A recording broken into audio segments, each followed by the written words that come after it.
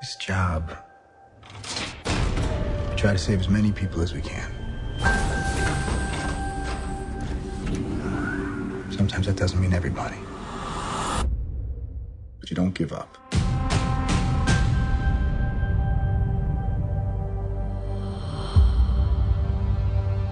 New York, Washington, D.C., Sokovia. Okay, that's enough. Captain, people are afraid. That's why I'm here. We need to be put in check. Whatever form that takes, I'm game. I'm sorry, Tony. If I see a situation pointed south, I can't ignore it. Sometimes I wish I could. Sometimes I want to punch you in your perfect teeth. I know we're not perfect. But the safest hands are still our own.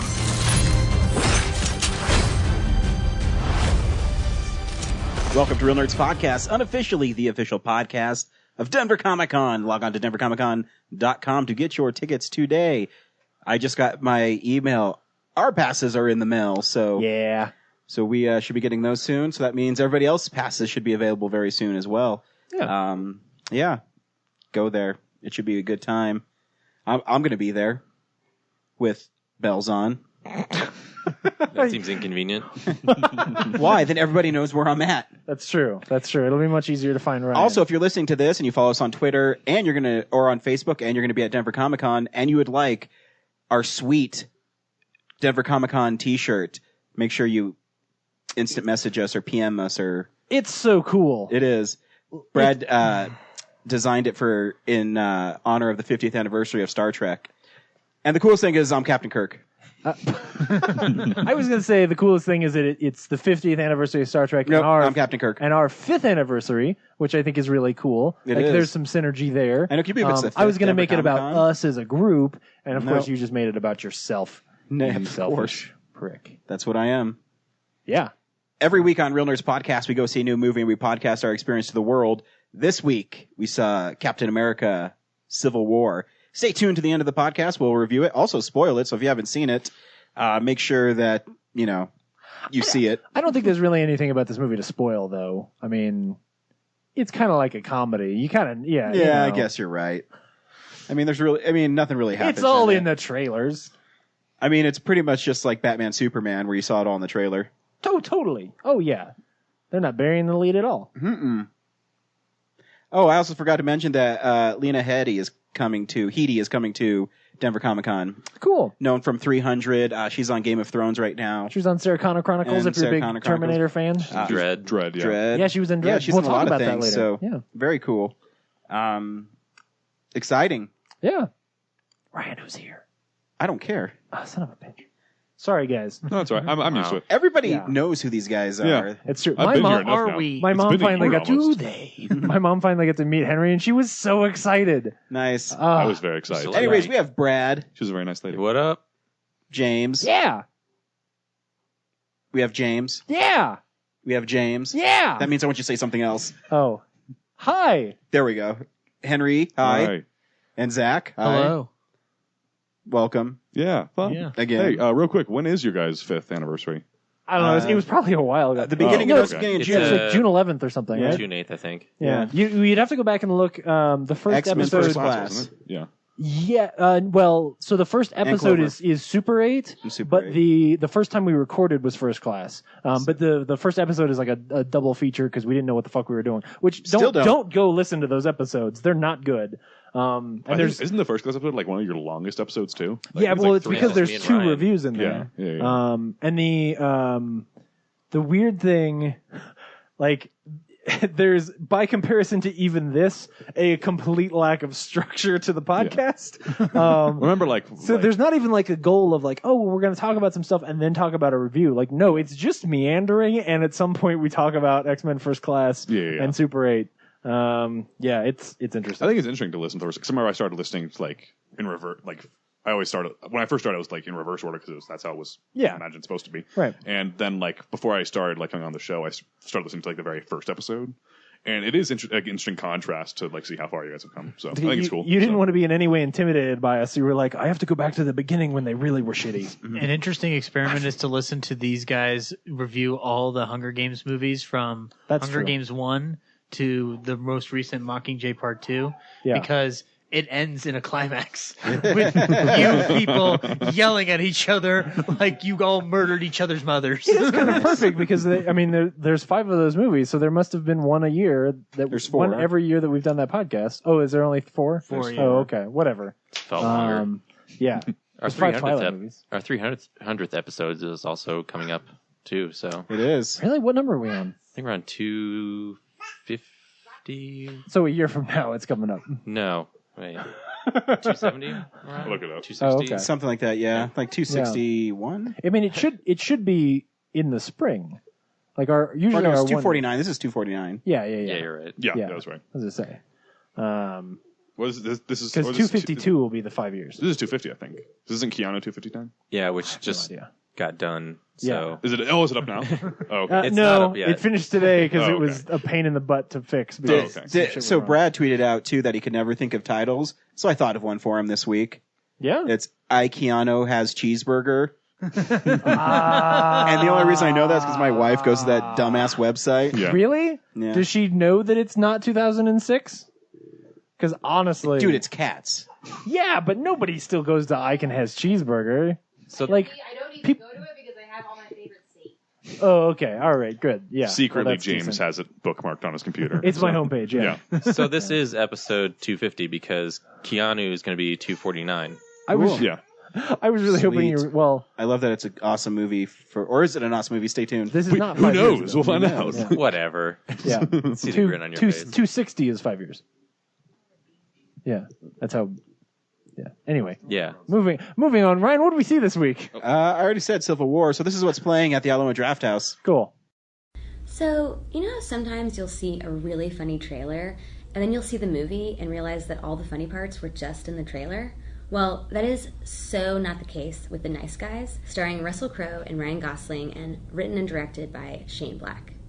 Really, all I need to say is Shane Black for you to know that this movie is going to be fantastic. He wrote Lethal Weapon, he wrote and directed Kiss Kiss Bang Bang and Iron Man 3, and he puts those skills to excellent use in this private eye flick set in the 1970s. But Black isn't the only source of magic in this movie, because Ryan Gosling and Russell Crowe have the perfect buddy cop chemistry. Gosling has never been funnier. He's basically channeling the great Gene Wilder, and he's so funny that Russell Crowe said on set, Gosling almost made him wet his pants because he was laughing so hard. And the same could happen to you, so be careful with our seats. The Nice Guys is hysterical, but it's also a killer mystery and an action-packed ride with visceral violence and loads of attitude. So don't be a wise guy, be a smart guy, and make sure you catch The Nice Guys at the Alamo. Sorry, I couldn't help myself. Look at the bright side. Nobody got hurt. People got hurt. I'm saying I think they died quickly, though, so I don't think that they got hurt. James is going to be excited. This week, the food and film is Desperado. Oh, That's the Eagles' Desperado, but it's pairings with Renegade Brewery. that's You like the cool. Eagles? Desperado, yeah. I like Desperado. Okay. At the beginning, they killed Cheech Marin. Whoa, bro. Video That's- Vortex That's, is... that's your level of enjoyment is Cheech Marin dying? Yeah. So you really like Machete? No. Video and Vortex is Night Ripper. That just sounds awesome. Ripper has an exclamation point after it, so you course have to it get does. really The excited. trailer for it Yeah. actually doesn't look like a horrible film. Like I'm actually No. kind of excited for it. So They're also Totally 80 Sing-Along is on the 14th. Zach's going to get excited about this. Do the Right Things is also on the 14th. Yeah, fight the power. Every time I go, I see a trailer for that. I've never seen it. I think I need to see that movie. I'm now. in the Tell you same a story boat. yeah. about love. Let me tell you a story about hate. See, now you just make me want to not watch it. You know what? If it I makes you will feel make better, that watch didn't it. start that film. So Oh, okay. All right. You know what I think about Spike Lee films? You know what? I like Inside Man. You know what's better than Yeah, I bet than you do like Inside Man. I do. It makes me feel like really warm and tight. You know what's better than every Spike Lee film? Steven Spielberg's Hook. What if I told you Wow. they didn't do the right Yeah. thing? Cheech Marin dies. Oh shit, was that That yesterday? doesn't make me. No, actually, it's next Saturday. Oh, okay. Yeah. Portrait of a Lady is afternoon tea. Oh, with Nicole Kidman? Yes. Thomas and Friends, PBS Kids at the Alamo is the 17th. But when Thomas got to the island of Sodor, it was full of Science cum. Friction, the best in sci-fi film. Aeon Flux, sure. Yeah, I think it has. It's got to be the show, right? Please tell me it's No, the I'm show. pretty sure it's a movie because I'm pretty sure isn't what's her name? Isn't Charlize Theron like the main character in that? Yes. Yeah. Neon so- Flux, yeah. That movie And is you know not what? the best in I sci-fi. skipped over this last week and I felt really bad for Brad. The 20th, Mile High Sci-Fi is roasting Street Fighter. Yes. Wow. So Well, not the roast part, but yes. I know. Are you going to Yeah. see that with them talking over it? Yeah. Are they good? Uh, So I'm not going to see it. Your pause there made me not want to go see they it. were good for Lethal Weapon. Howard the Duck, not so much. Who roasts Lethal Weapon? Them and Doug Benson. Fuck off! And Adam Kane Holland. Okay, I do get It was awesome. Like they didn't No. like shit on it. They just kind of like it is kind of a silly movie in places. Oh, okay. They didn't shit over it. Yeah. They took their shirts off. You can do that and with really screamed any with film. I mean, pleasure regardless at the of end quality, you can have when fun there's with it still. Yeah. when It's there's not a so much. badass mud wrestling So fight. Hook is the 14th, and James, I expect you to talk to Rufio. I'm so excited. Yeah. Because he'll be there. Hopefully, I get to go. And also, Benson Interruption is, that's tomorrow, is Throw Mama from the Train. Actually, that's like right now. Is it right Oh, now? really? No. Yeah. I do love that movie. That's a like. Oh yeah, because because it's Sunday. Movie. I was at the show today and they're advertising like follow us over to the Alamo Draft House. Oh, interesting. Log on to alamodrafthouse.com/Denver to buy your tickets for all of Alamo's screenings. Remember, seats are reserved there, so they do sell out very fast. Yeah, they There do. was one more that wasn't mentioned. On May 20th and 21st, Henry's favorite movie, Of all time, Space Jam. How is it your favorite movie of all time? because it's the greatest film ever made. no, who? Objectively, it's the greatest film ever made. And you know what? He's starting to persuade me. No, We'll talk about that in the news. We'll get there. All right. Anyway, Ryan. cool. So that's what's happening. Hey, what's happening around town, Brad? let me You tell have to shit. leave space for the awesome intro I made. Okay, now Did you make an awesome intro? this is what's going on around town. We'll think of some clever name in the next few weeks. No, it's the shittiest. It's the worst Is intro. it the same one that you put before? Yeah, It's it's so bad. Did you like that one, Ryan? I love it so much. I like it. Just imagine animated GIF It's just Brad like walking around. Brad's apathetic voice going like, "This is the stuff around town." It's so good. Unfortunately, not much has changed. The You snow. did do the whole summer 2 weeks Yeah, ago. well, yeah, I won't do the Red Rock stuff because it's still not even starting yet. But Sure. the drive-in hasn't changed because of the snow, so it's still The Boss, My Big Fat Greek Wedding 2, and Huntsman. It's the worst lineup. Yeah, I haven't seen any of them, so maybe I'll go check it out. yeah. I was so hoping for Civil War to come Yeah. out this week for them, but I guess maybe it'll be later in the season. And then the other thing is sub film party night, May 10th at the Mutiny Information Cafe, 7 p.m. Just bring in 1 to 5 minutes of films you made or like something cool you saw on YouTube and share it with the group and buy coffee, browse some books. Has this whole segment just like denigrated into Brad promotes his own shit?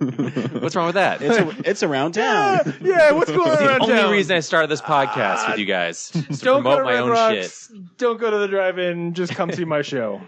Yeah. That's pretty good. Yeah. Good well, job. Go to Red Rocks later, but those programs haven't started yet. Yeah. I'm not going to read all of them. No, I every week. agree. I don't want to do that either. It's like, hey, check out this thing in August. Yeah. Actually, 48 Hour Film Project registration opens May 17th, Ooh. so you can look forward to that. So no one sign up so that Brad can win this year. Right. It's $2 million to sign up, so just forget it. Just kidding, it's 140. So Oh Darn man. it, all I've got is $1 million in this free admission to Denver 48 Hour Film Festival. What do you do? Cool. Yeah. Cool. This is what's coming out on Blu-ray next week. Ooh. You see how I just totally fucking changed it? You did. Ignition sequence start. Whoa, DVDs.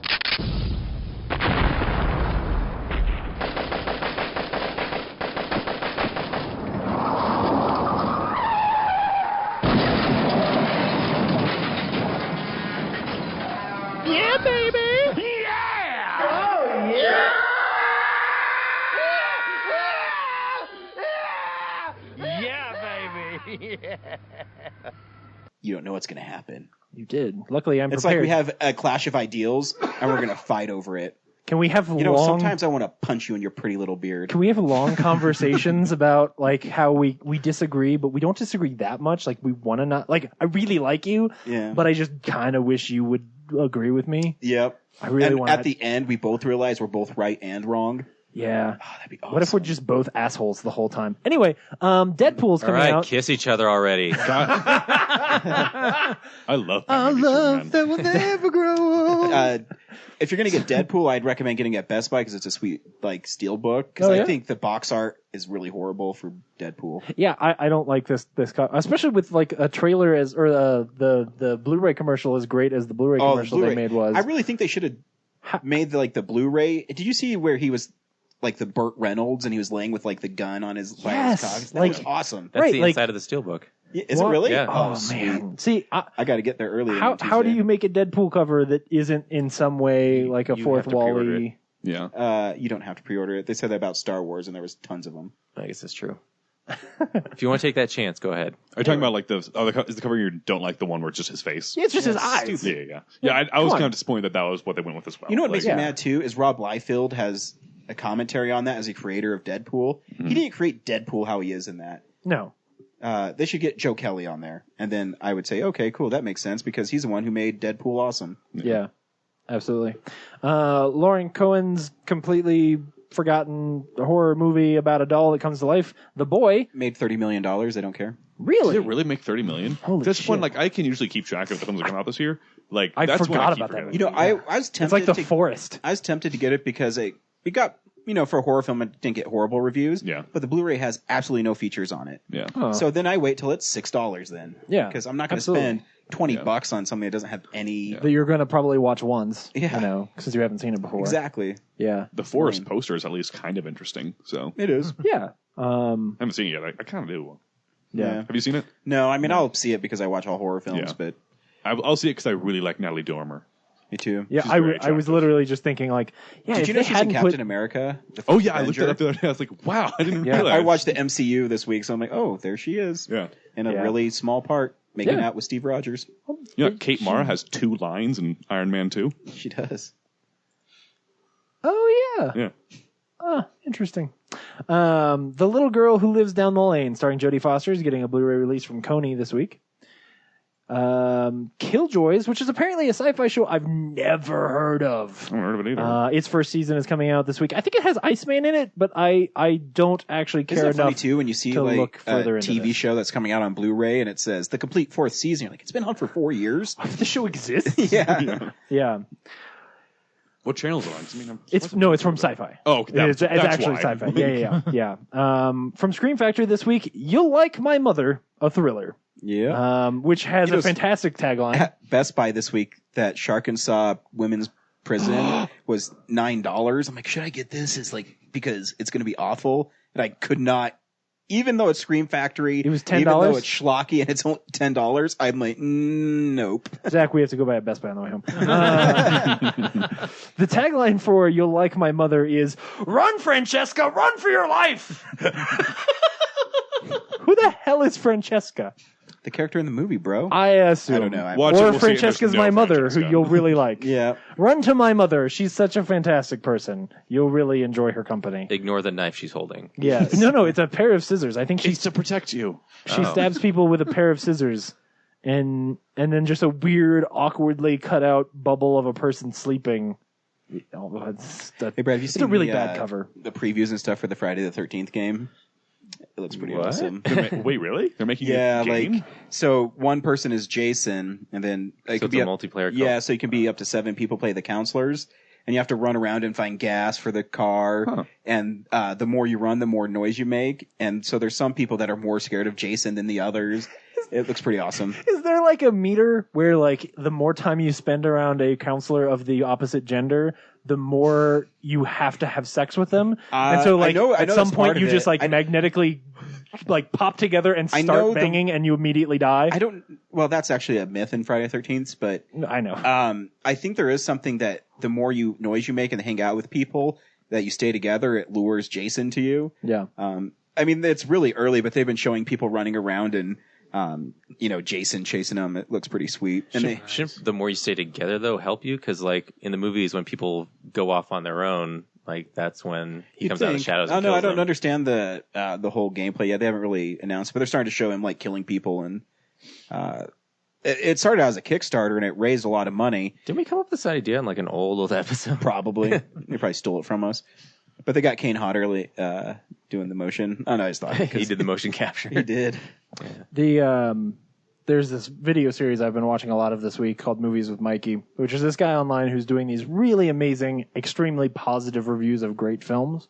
And at one point he did one about Cabin in the Woods, and he talks about the scene where she takes her top off and then she has to die, and he deconstructs where he talks about, and I didn't know this, so you can tell me whether or not this is true, because I've never seen the original Friday the 13th.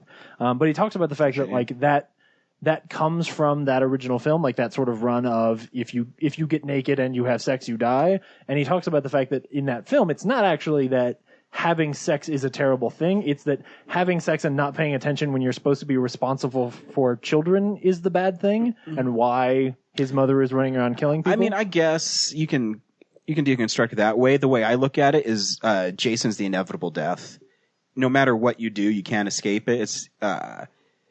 It's like someone who gets in their car and gets killed. I mean, You're not going to escape it because he just doesn't murder people that are having sex. In fact, I can't even. That kid in the wheelchair got a machete to the face. There's a kid in a wheelchair that takes a machete to the head. Well, I know that it's not that it's not that you only die if you have sex. It's that if you have sex, you die, right? So like there's this theme or this trend in horror, even if it's perceived, that if you have sex in a horror movie, you die, right? It's definitely perceived. I'm trying to think of the 170 kills he has. I mean, I think there's plenty of characters that had done it and they've gotten out of it. I mean, out of the movie. In Friday 2, there's two people having sex. He drives a spear through them. Right. I think his point was that it became a horror trope. Yeah, it did. But that no one actually remembers that where it comes from isn't that they're dying because they're having sex and sex is bad. They're dying because they're irresponsible people and they're having sex because they're irresponsible people. Yeah, that's absolutely right. Because it's not the act that's killing them, it's the act of not paying attention. Right. And because it does sort of it seems counterintuitive that Joss Whedon would put in a movie a scene where he reinforces this idea that if you have that having sex is a terrible thing, like that's not a Joss Whedon thing. So it was just really interesting because I didn't know that history. So anyway, we've probably wasted too much time on this. The only one that they do punish him, and it's the worst one, is Jason Goes to Hell, and I think it's the worst Friday film. Is that the porn guy? No, that's 5. Okay. But the reason I don't like Jason Goes to Hell is because they try to make too many rules. And so what ends up happening is a script gets weighted on its own rules. And then they tested it, and then no one liked it. So the writer-director didn't understand Friday the 13th. He's like, well, I'm going to have a scene where campers have sex and get split in half. Gotcha. And it's stupid. It's stupid. I feel like if we went back through 5 years of this podcast and we just got every piece of audio where I've been confused about Friday the 13th and Ryan has explained to me which one's the one on the boat and which one's the guy that makes porn, like we would have a full-length podcast at this point. I have a collection, James. Why don't you just watch them? I don't want to watch those movies. I just don't. They're not my jam. Yeah, they're not. But I mean, the first one is considered a classic.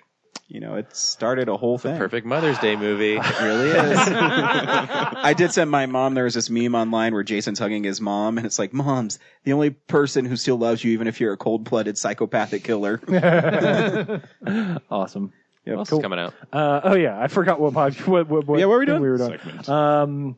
John Lithgow's The Manhattan Project is getting a Blu-ray release this week. He didn't make it. No. Well, I know. Yeah, he's the top billing. Lily James's War and Peace, which I am surprisingly excited about because Lily James. It was a BBC production. Yeah, but they showed it on History, I think, here. Oh, really? But it had really good production. I watched a few scenes from it. Yeah, it looks awesome. It's Paul Dano and somebody named James Norton. But it's got Lily James in it. and she's awesome in Pride and Prejudice and Zombies. Yeah, and she's great in Downton Abbey. As long as she's Downton great. Abbey. Oh, the show where they drink tea. And she's really great in Cinderella. So anytime she's in a fancy dress, like I want to see it. Did you say Jamie Dornan's in it? James Norton. Oh, okay. Yeah. Solar Babies. Yeah, Jimmy Norton. What's he doing in War and Peace? Solar Babies is getting a Blu-ray release this week. I wish that this picture actually showed you more of the case, because this kind of makes me think it's one of those book editions, but it can't be.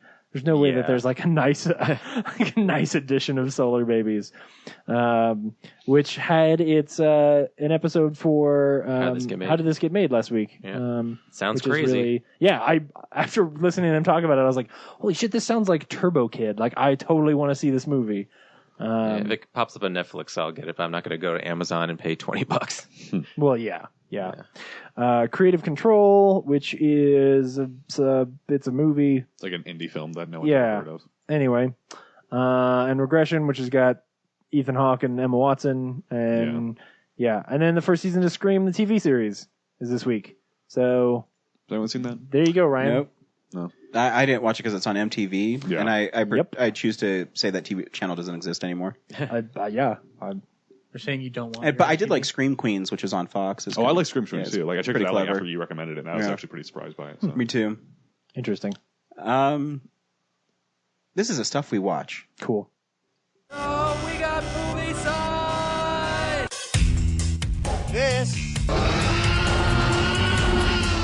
is my boomstick. I love being a turtle. You're getting your wishes, so sit down. Great Scott! The line must be drawn here. Damn you all to hell! And you will know my name is the Lord when I lay my vengeance upon thee. Now you're getting nasty. Zach, what'd you watch this week? Let me pull up my list here. Oh, fuck. You were here last week. It couldn't be that much. Coffee on. First of all, I saw a proof of concept trailer that I wanted to talk about called Drain Babies. Drain Babies? Yeah, it's a monster movie about train babies. Wait, train or drain? Sperm monster. It's a sperm monster.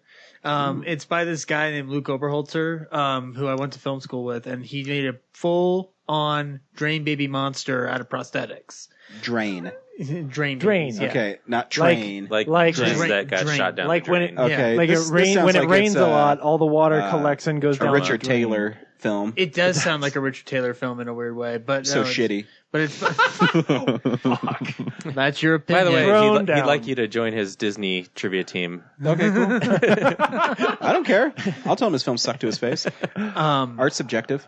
The Drain Babies trailer, on the other hand, it's very inventive, and if you want to go check it out, I'll give a link out to people so they can check it out. http:// On the more mainstream stuff that I watched this week was I watched Phantom of the Opera because Ryan loaned it to me. I love musicals. But I watched it twice with two different orchestra scores, and I can't really tell. Which one do you like better? I like the second one a little bit more. I like the one that's a little. Was it 24 frames? I think moves better. Yeah, it feels Classic movie, no matter what. Yeah. Still think my favorite scene in that movie is right at the very end where he's at the river and he reaches his hand out for something and reveals that he has nothing in his hands, and he just starts laughing as the mob tears him apart. Yeah. The dance sequence, Masquerade, the masquerade sequence, Paper Faces on Parade. That's some really great early technical. Oh, it's Masquerade. the movie is astounding because you're not sure if it would work, because you're me watching it returning from the so same long shit ago. You guys have done to me so many times. But it's still This is the one effective. I mean, there's still scary Turn moments in around, it. there's another mask behind you. It's a great film. I'd seen it And before. the big difference, though, between me and James is it doesn't bother me when he does it. I don't Masquerade. care. I could do more than one thing at once because for a career, I listen to people talk to me while I'm listening to someone else talk to me. Every face. I don't care. I saw the documentary Team Foxcatcher, which is the more it's more about John DuPont, the Foxcatcher subject. Steve Carell? He's Steve Carell. Yes, it's all about Steve Carell playing John DuPont. The fat guy with the like nose, The Office, right? Yes. No, John. It's about John DuPont who shot one of his wrestling coaches on his property. And Spoiler. The end. Thank you, Henry. It's historical Yeah. fact. I don't think it's spoilers. History if is it's a true. spoiler. Spoiler, guys. John Wilkes Booth shot Lincoln. I always say spoiler just Spoilers since- for Lincoln. I always say spoiler since Foxcatcher is a more recent film. Yeah. Because, And I didn't know going into Foxcatcher. Yeah. Because I don't ever watch the news, so I don't know what's going on. Yeah. The documentary was very extensive and showed footage of of his compound and Wow.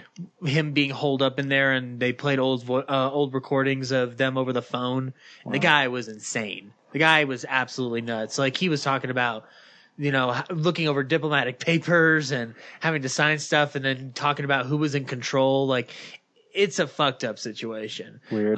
So I wouldn't want to say any more other than the fact that I just spoiled the ending of the movie Foxcatcher. I think it's okay. The last thing I watched was a Mad World. Oh, that movie's so good. But Oscar winner. I screwed up and didn't buy the Criterion, but it's still a fun movie. That's okay. I don't know the Criterion either because I think I owned mine. The Criterion has a restored cut that is over 4 hours long. Oh, really? Which is the one that I want to watch. Yeah. But I watched the original cut. I like It's a Mad World. I don't know if I want 4 hours. I mean, the original cut give is still it all 3+ to me. hours, I think. So That's true. Yeah, give it to me. Every single frame of that movie. I absolutely love It's a Mad Yeah, World. it is good. I can watch that. I probably could watch that film every day for the rest of my life and be satisfied. And not get anything done. Yeah, absolutely.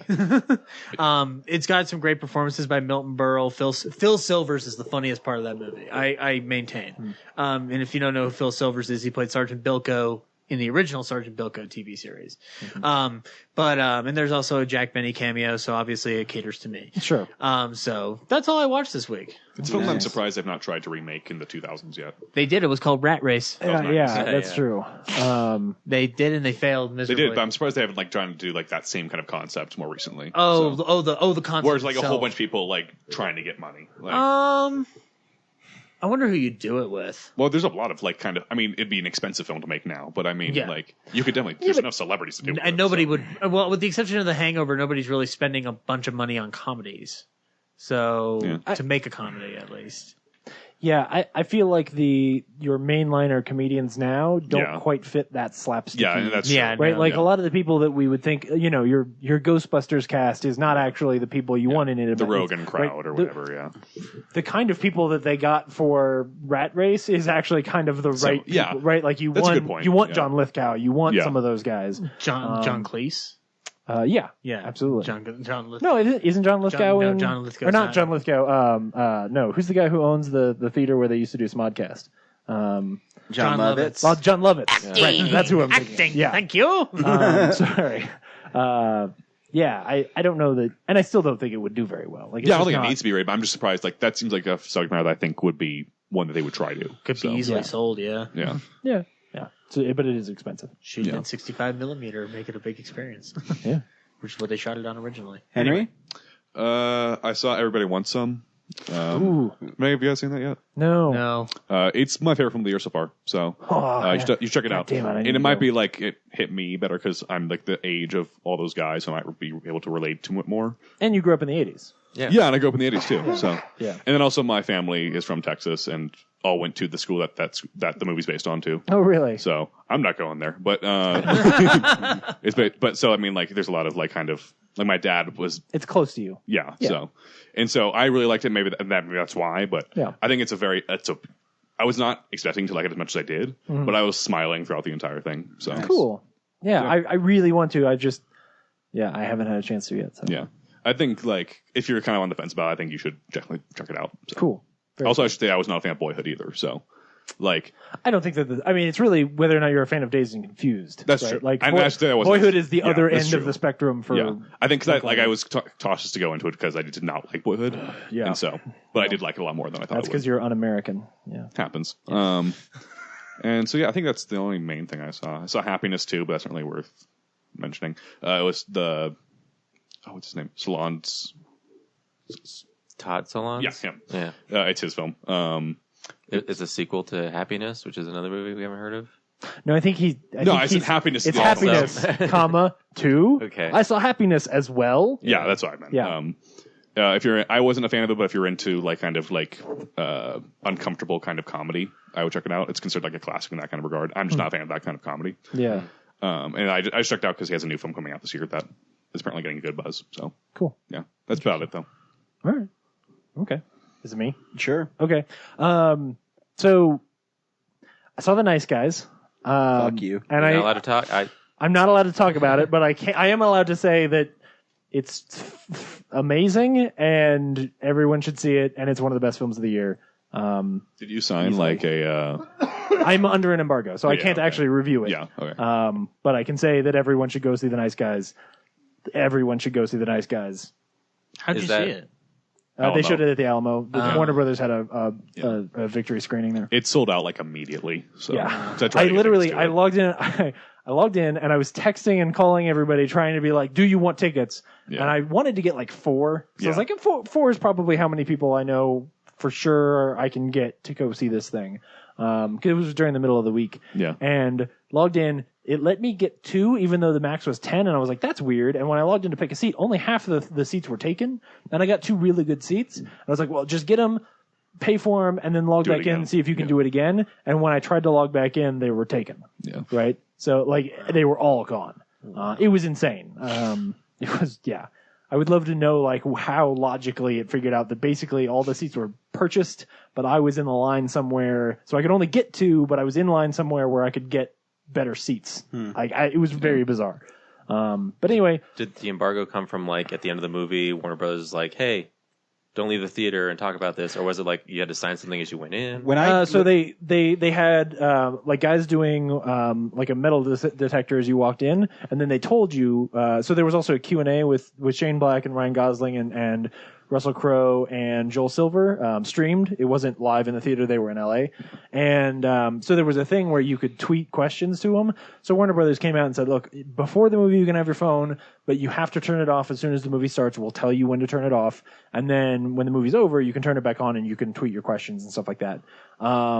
And as he was talking about that, he also said, like, look, if social media is fine, you can tell people whether or not to see the movie. We encourage you to do that, in fact, because honestly, this movie, other than the fact that it's rated R, this movie is set up so that it should be a really big hit for Shane Black. Like, I think when it's getting released and the quality of film that it is, and the way that it's getting way more promotion than Kiss Kiss ever got, right? Oh, Like yeah. Kiss Kiss was this little sleeper hit sort of thing that only got like a cult following afterwards. This movie they clearly believe in enough, and everyone should go see it. And the trailers I think sell it really well too. Whereas like the trailers for Kiss Kiss were a little bit more impenetrable than this was. So then they told you like, yeah, if you're a member of the media in any way, you can't put blog posts or do any reviews or anything official like that. So They did that when I went and saw Evil Dead. They, Oh, they yeah. actually took our phones. Oh wow, Yeah. man. And they put them in a bag, and they had like some security guy in the back when you left, and you had to. It's funny because like when we went to that pre-screening of Ted some years ago, they didn't do anything like that. Yeah, But- I don't know why they do it on some and others. yeah. And this was, I mean, I think Warner Brothers was really tight about this, which seems a little bit weird because it's not like it's not Civil War, right? Yeah. Like it's The Nice Guys. But either way, Maybe it helps build anticipation for it. What's the production company? Sorry, I'm sure you just already said it. Is it Warner Brothers? Yeah. Okay, yeah. Well, they might be doing distribution. They've got to be the production. Silver company, too. Pictures. is the Yeah, production company. technically, yeah. Yeah. Because I wasn't as strict, but like for Mad Max Fury Road, like I had the whole Oh yeah, because you got to see it Yeah. early too. You son of a... So maybe it's just a Warner Brothers thing. Yeah, it might be. Yeah. Yeah. Like they have movies that aren't, Batman that they're not sure about. They just kind of do a screening, test the waters type Yeah. thing. Similar thing happened to me with the Rum Diaries, which I think didn't work for them. So Yeah, that movie was a piece of shit. yeah, Oh man. mine yeah. was technically the before it. We saw it before the premiere even happened. Like it was part of like a film festival, and they were like this secret. You had to show up, and then you learned what it was. Oh, And okay. That's how I saw Up in the Air early. yeah, You son of a bitch. Yep, that and stars. and like the film festival, like they usually have one secret screening a year, and it's usually always good. And that was the year that they don't talk about anymore. Oh man, yeah. Anyway, so so everybody should go see that. I finally got to finish Hannibal this week. So finished season 3, which is it's sort of the culmination of the Red Dragon story is where season 3 ends. Though the way that season 3 is built, they also tell the Hannibal story as well. So they've taken things completely out of order, which basically means that sure enough, from the way that show ends, season 4 would have been Silence of the Lambs. And the crazy thing is that back when it got canceled, I kept saying like, man, I'm really okay with this. Like, the show never should have gotten a first season, much less 3.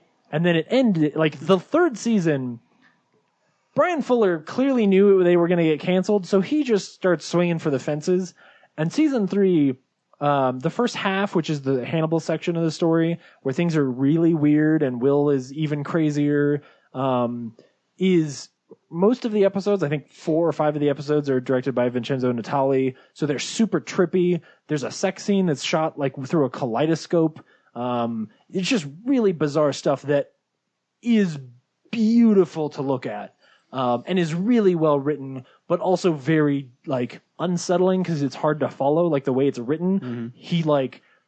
He'll have Will wake up in a hospital and somebody comes to visit him. And then later you find out that person is dead and that scene never happened. And then they'll show the same exact scene, but someone else comes to visit him. And you're like, so is this one real? And he was hallucinating the other one. Like, it's that kind of stuff where the first half of the season's really bizarre. Oh no, wasn't Sam Neill from In the Mouth of Madness tell us? This is not reality. This is not a Sutter Kane story. This is not reality. Not reality. Not reality. Okay.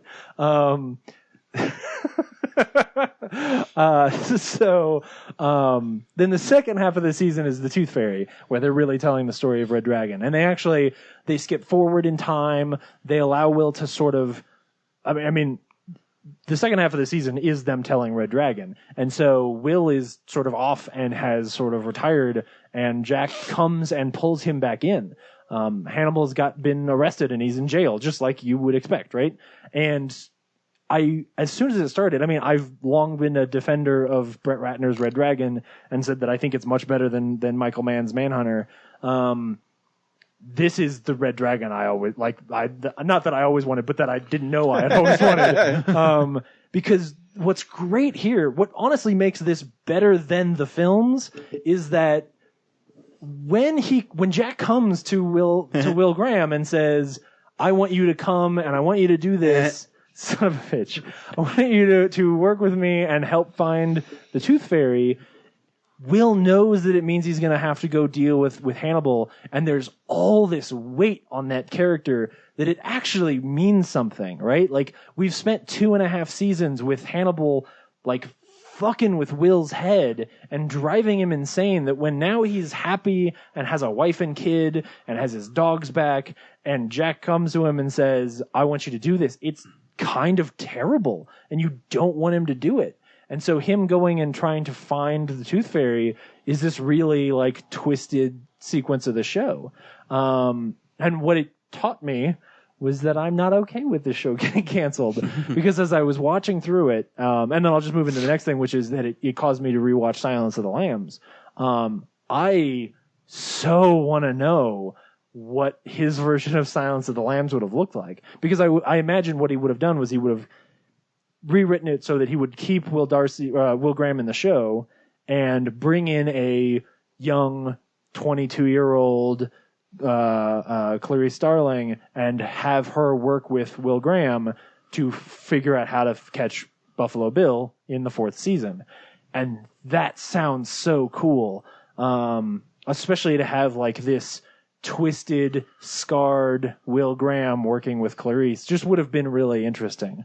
Especially if like he became Jack and was not directly dealing with Hannibal, but was basically manipulating Clarice to put her in harm's way to work with Hannibal to get the information that he knows at this point Hannibal won't give to Will. Like, that would have been so awesome. And in watching Silence of the Lambs, I was like, this movie's super fucking overrated.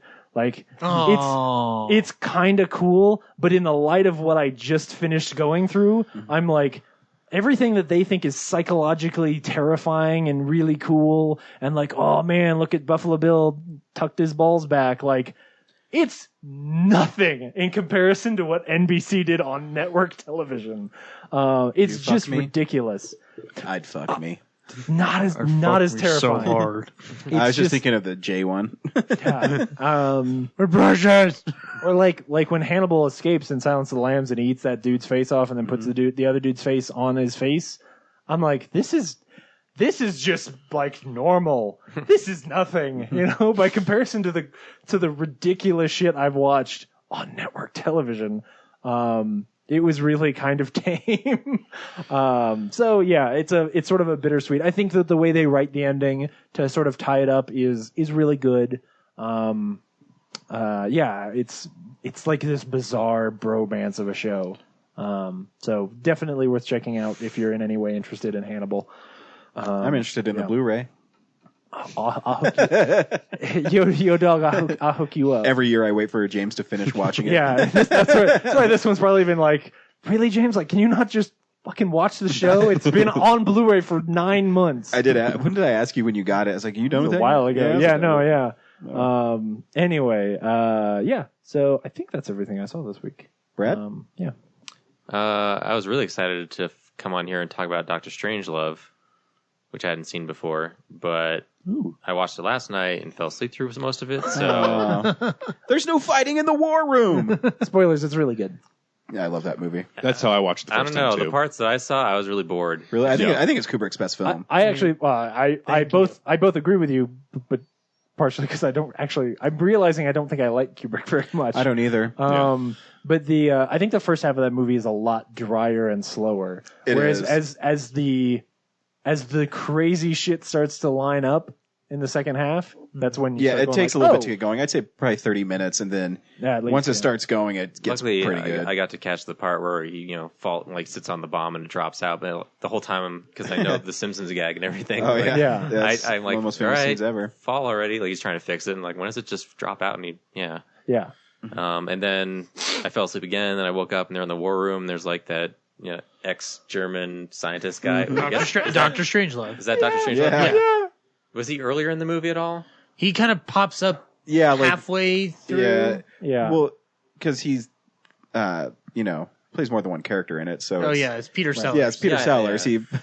He plays like 3 or 4 characters. But I love George C. Scott in that movie. I can walk. Oh man, his inability to not throw his hand up in a Heil Hitler. It's really good. It's priceless.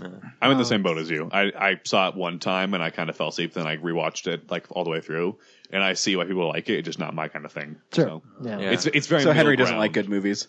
Yeah. Okay. It's very middle ground. Kubrick's still a director that I understand what people like and I can respect him, but only one of his films really connects with me. So yeah. Which one? Full Metal Jacket. Full Metal Jacket. The first half of Full Metal Jacket is good. Yeah. I'm actually in the other boat. I think the second half is better. What? Weird. That's actually a decent theory. Yeah. See, my problem with Kubrick, when he started getting older and making different films, I thought his films started getting really obnoxious.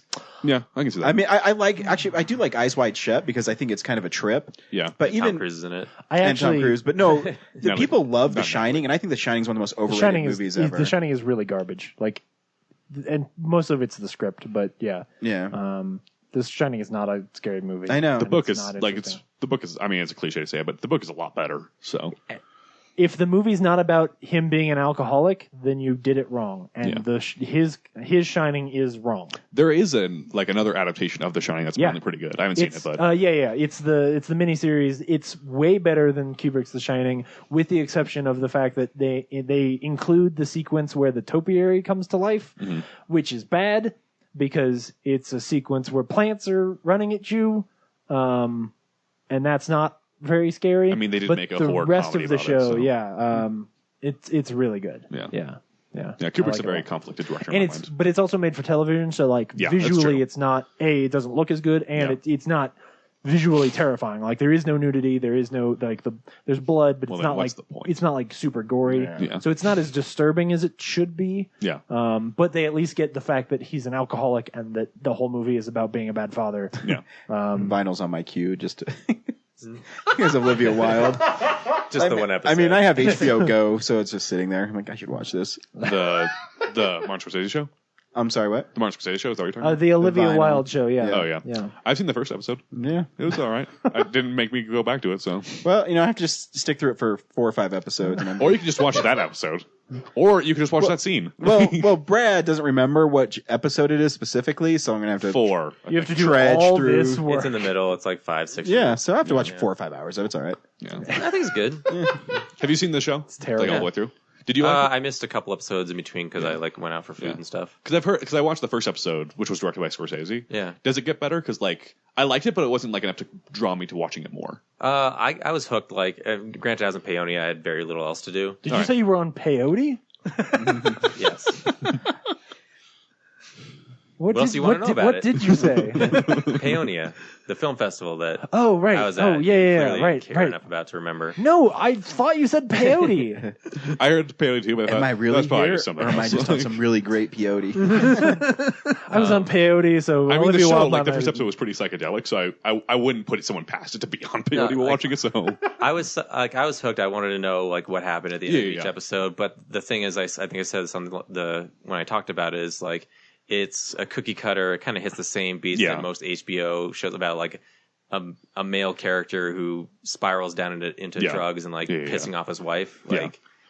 It's the same thing. Yeah. It was. I also call it music for Mad Men. The music version. Because they're trying to do a company of Okay. They should rate it PG. Peyote guidance suggested.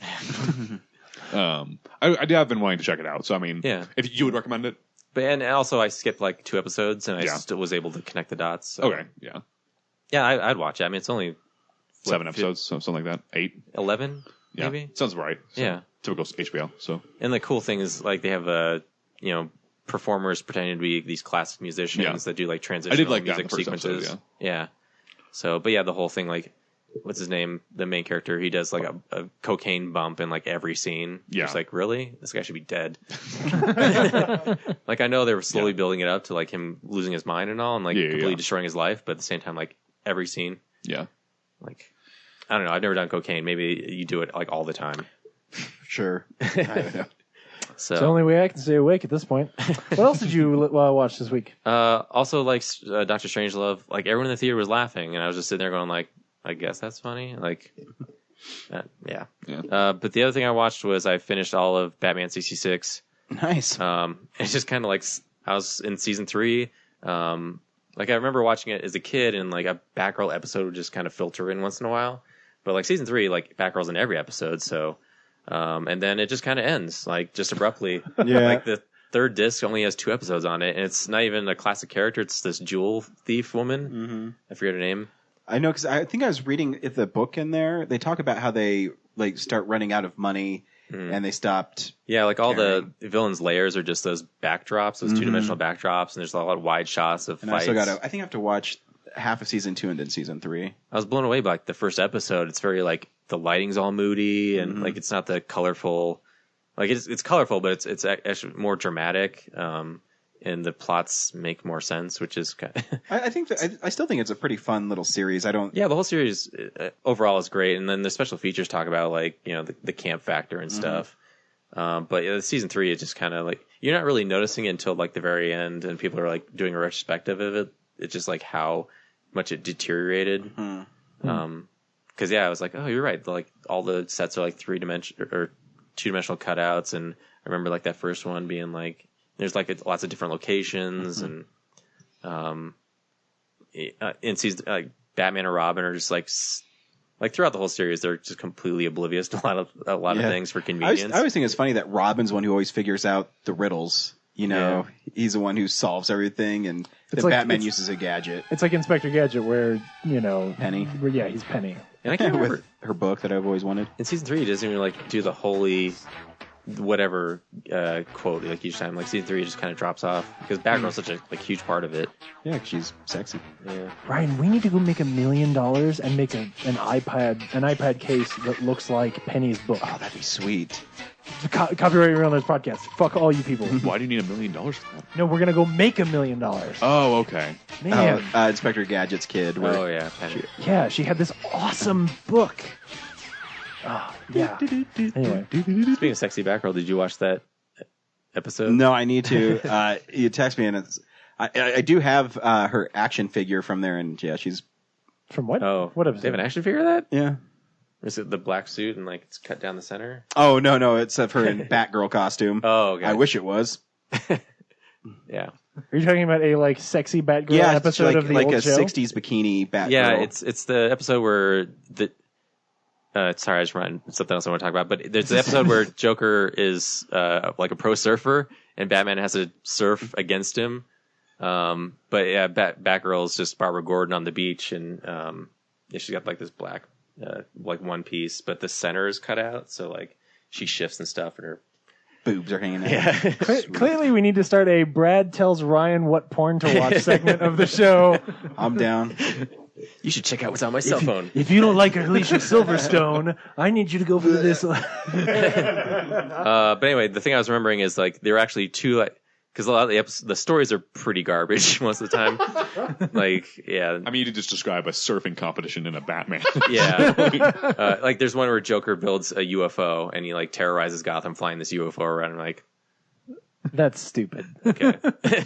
Well, I mean, what's like the fourth episode is he wants to be in the Comedians Hall of Fame. Yeah. And he's pissed that he's not. I mean, come on.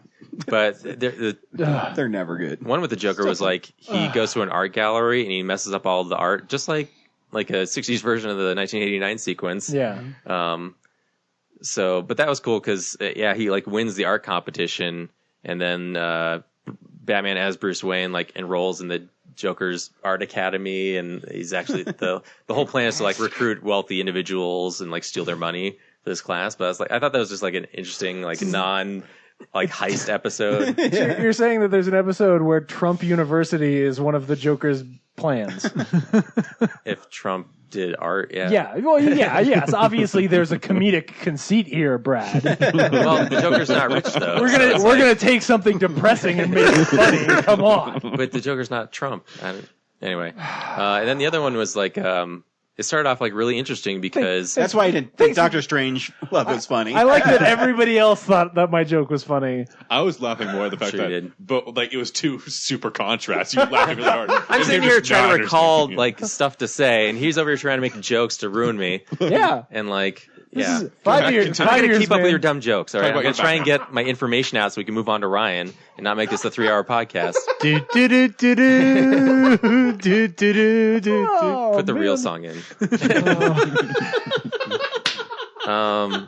So I was really intrigued. Like I'm sitting there editing and whatnot, and I look up, and the Penguin is doing a caper, and then Batman jumps in and tries to like handcuff him, and then you find out it's actually a movie set, and the Penguin's a director, and then Batman gets in trouble and he gets sued for damaging like the movie property and stuff. So I was like, oh, that's a pretty like interesting idea, and then it's kind of like unraveled into like the status quo of Batman shows, but it started out like really great, and I was like really excited. Like, what if Batman's like the bad guy in this episode? Really great is defined by Batman gets sued. Yeah.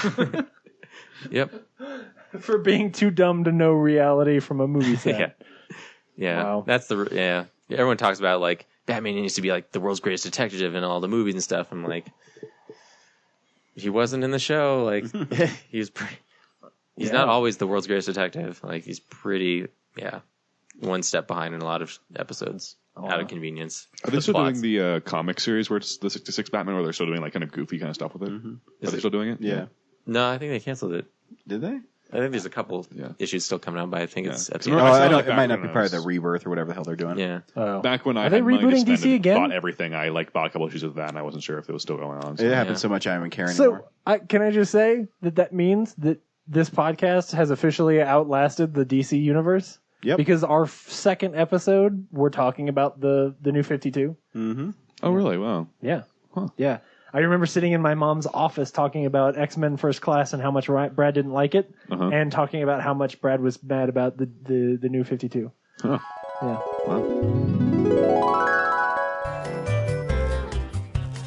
Hello, movie fans. My name... You just looked at me like I was an asshole. Yeah, you sound bored.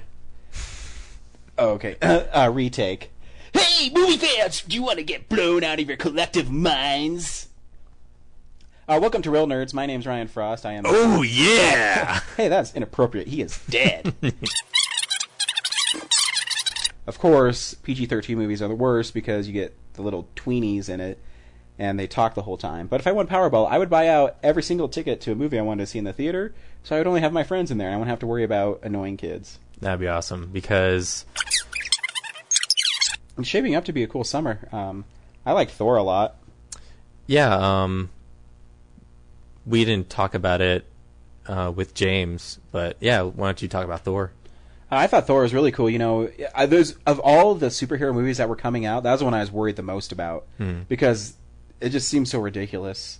You have alien beings that in the comics they're gods, in the movie they're alien protectors of the universe. Well, so far all the Marvel movies are based on people from Earth, like Fantastic Four are just mutated scientists, and Iron Man is a tech whiz and from Earth, and Spider-Man is just a kid. Yeah, the everyday guy. Yeah.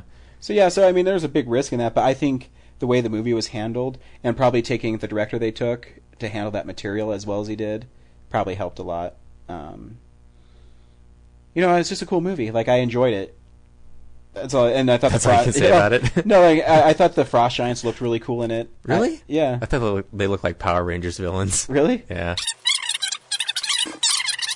I think that's why I like Marvel more, is because I think their characters are a little more realistic as much as they possibly could be. Fuck be. that shit and fuck you. And that's what DC does a lot, and they're constantly revamping everything they do. I thought maybe she was a boy and cut off her wiener. That's what I'm talking about. Oh, okay. How far we've come. So, wait, what? Rebirth? Are they doing another New 52? Apparently. Yep. Oh, that's not a good idea. Didn't Marvel just do that too? Well, everyone's doing that. Why? Well, the thing with DC is, I mean, I'm just reading what Jeff Johns and Jim Lee said, is because a lot of people with the New 52, when they changed the status quo with Superman and not really Batman they kind of left alone. Yeah, Batman never really changed. Yeah, because Batman was being read at the time. Yeah. And Batman is actually... Zack Snyder's Joker stories were amazing. Scott Snyder, whatever. Zack Snyder. No, there's a big difference. Scott Snyder and Greg Capullo. So, so they're just they're redoing it because they said they're going back to what it was before because people miss Superman fighting Darkseid and stuff. That's who could fix this. Go get Scott Snyder and a couple of like heavy-hitting DC writers to write a DCU. Like... Yeah. Did you guys see they released the cover art for Batman Superman? Did you see that today? Oh, the one where like it's where the poster's ripped and it's his face? Is it different? I wish. Wonder Woman is in the front, in front of Batman and Superman, and they're like on the side. Oh, so they figured out. I was like, oh man. Hopefully the steelbook will be the ripped one. I mean, but it's Batman and Superman, not Batman. And also Superman, Wonder Woman, like it's because it's Wonder Woman in costume, right? Yeah. Wonder Woman in costume doesn't come in until like the last 20 minutes. Because she got the highest praise of the movie. Yeah, that's what everybody cares about. I don't know. I think Batman's best in that movie. Yeah. I agree with you, but like the thing that I kept hearing from other people was like, "Oh man, Wonder Woman's so cool." Well, I mean, people cheered in my theater when Wonder Woman showed up, so I guess, yeah. Also, she's a pretty lady. That makes sense. And they want to sell the Blu-ray. Yeah. So, anyway, I don't think you need to put a pretty girl on the cover of Batman v Superman to get people to buy it. I think you need to do whatever you have to be. Well, yeah, but I don't think that's going to be what convinces people to do it. Sure. Anything else, Brad? Nope, I'm done. So this week, mine's kind of short. There'll be little short reviews. I was going to watch all the MCU, Marvel Cinematic Universe, before Civil War, but my job kicked my ass this week. Hey! Congratulations, Mr. Police Officer. Thank you. Don't shoot me. Man. There's a lady in the city I work in that when we drive by, she always puts her hands up. It's like, hands up, don't shoot. Like we're going to shoot her. Are we not allowed to talk about it? Yeah, it's fine. Okay. I just want to know what the rules are. Oh, yeah, no, I can. I work for Idaho Springs Police Department. Okay. I mean, there was back in the day, we used to not be able to say Kidoba No, that's not really true. Yeah. No, this is, I mean, I'm a public servant, so you can just look me up on their website. Right. So it's, if you really want to know where I'm at. Right. But I was able to get all the way through phase 1. And just going back and, as a quick overview of them, and then I'll break down each one, is the reason why these movies work is because the foundation for each movie isn't predicated on making another one. Yes. Yeah. The movies are made to stand alone. Mm-hmm. Because when I watched the first Iron Man might be one of the greatest comic book movies ever. Yeah. Because I'd agree with that. Again, it's not what he does fighting as Iron Man. It's who Tony Stark is. And I haven't seen it in a few years, so I forgot like his journey. Mm-hmm. And it opens with him being attacked and him realizing that he's the cause of all these problems. And I love Obadiah Stane in it. I think he has a great character arc. Oh yeah. I wish he wasn't dead. Yeah, because the part when Tony he tells Tony that not to come out, and then Tony finds out there's a party that he's hosting that he wasn't invited to, and so he shows up, and then they have that great scene where Obadiah tells him that I'm the one who voted you out. Yeah. Smile for the cameras, and it's badass, and and then just the whole story arc is really great. Yeah. It's a fun movie. I think it's. I need to go back and watch it myself because especially after going and seeing Civil War, like it's a very different mindset in those films. That's and it is a thing that's kind of dangerous about where they are now is that they are starting to get to a place where things are very heavy and bloated, and there's a lot of stuff going on, and they are very concerned with spoilers the next for later. movie. I think that's why Civil War works so well. But so the next in the MCU is The Incredible Hulk, and that movie's actually a lot better than I remember it being. Mm-hmm. I think it's has way more energy than Hulk 2003. Oh yeah. And I mean Edward Norton's pretty good in it, but I don't think he's. I think Ruffalo's the best Banner, but I didn't miss him when. Yeah, Avengers exactly. came out, so Yeah, I think he does a good job. He's certainly does. not what's wrong with that movie. No. That's harsh, but like he's not the thing that is the worst about that movie. No, that sounds bad too. Yeah, no, the movie's. I like the movie. I think the movie's actually pretty good. Yeah. And in fact, too, the part at the end, which I was worried about, that is like CG, colliding, it actually looked really good. Does it hold up more? It holds up pretty well. And my problem with it is that it's just not a very interesting. I I like the agree. action sequence where he fights Tim Roth more. Oh yeah, partially because I was sitting in the theater going like, this is totally like if Captain America were in this movie. Like this is what Cap's gonna look like, and then it totally is. Yeah, because that scene actually when he's fighting Tim Roth after he gets the super soldier serum, is pretty awesome on the university campus. Yeah, because Tim Roth and the scene's badass because what I like is they don't sugarcoat the Hulk in it. Mm-hmm. Tim Roth comes up to him and the Hulk just looks at him, and then the Hulk just kicks him and fucking murders him. I'm like, oh, that's awesome. Yeah. Obviously, he doesn't die, but does Tim Roth die in the very end of the film?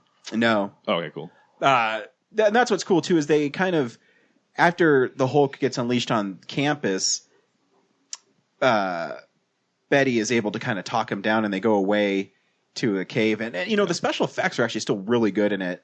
I think it looks really good. And again, I think it's the color of the Hulk. Mm-hmm. He looks really good because he also in that movie.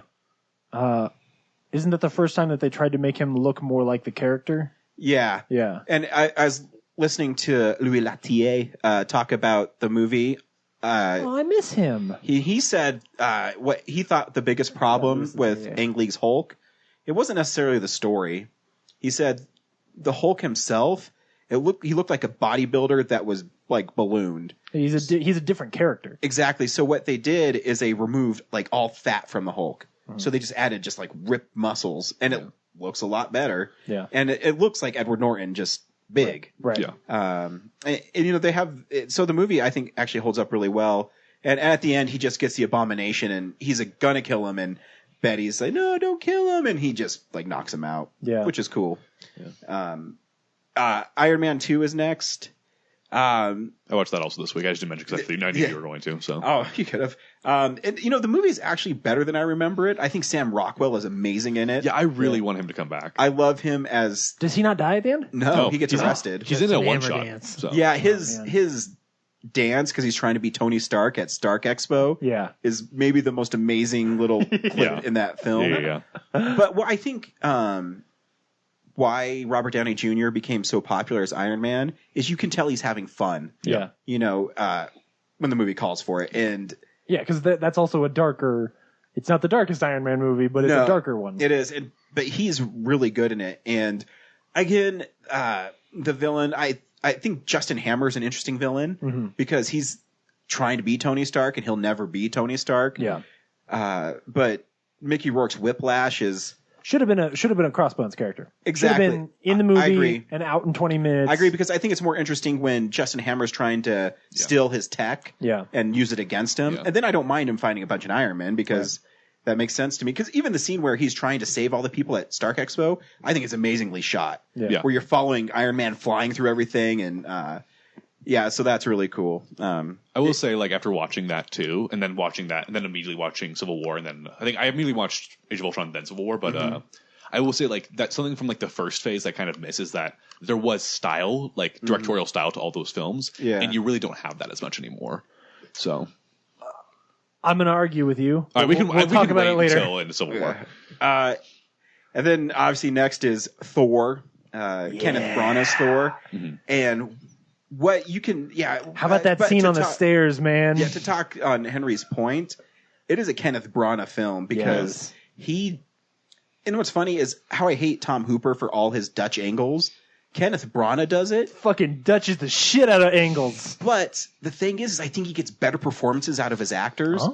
So when Loki and Odin are yelling at each other, oh my gosh, I'm just in there in awe of these two actors that are going at it, and then he ups the ante when Thor and Loki are fighting with each other. Yeah, there's big action in the room that they can go on the Bifrost. Yeah, but the scene where Thor's like, "You are my brother," and then it cuts into Loki's like, "I am your king." I'm like, "Oh my god, I love this fucking movie." And then he just fucking puts the hammer on his chest. Yeah.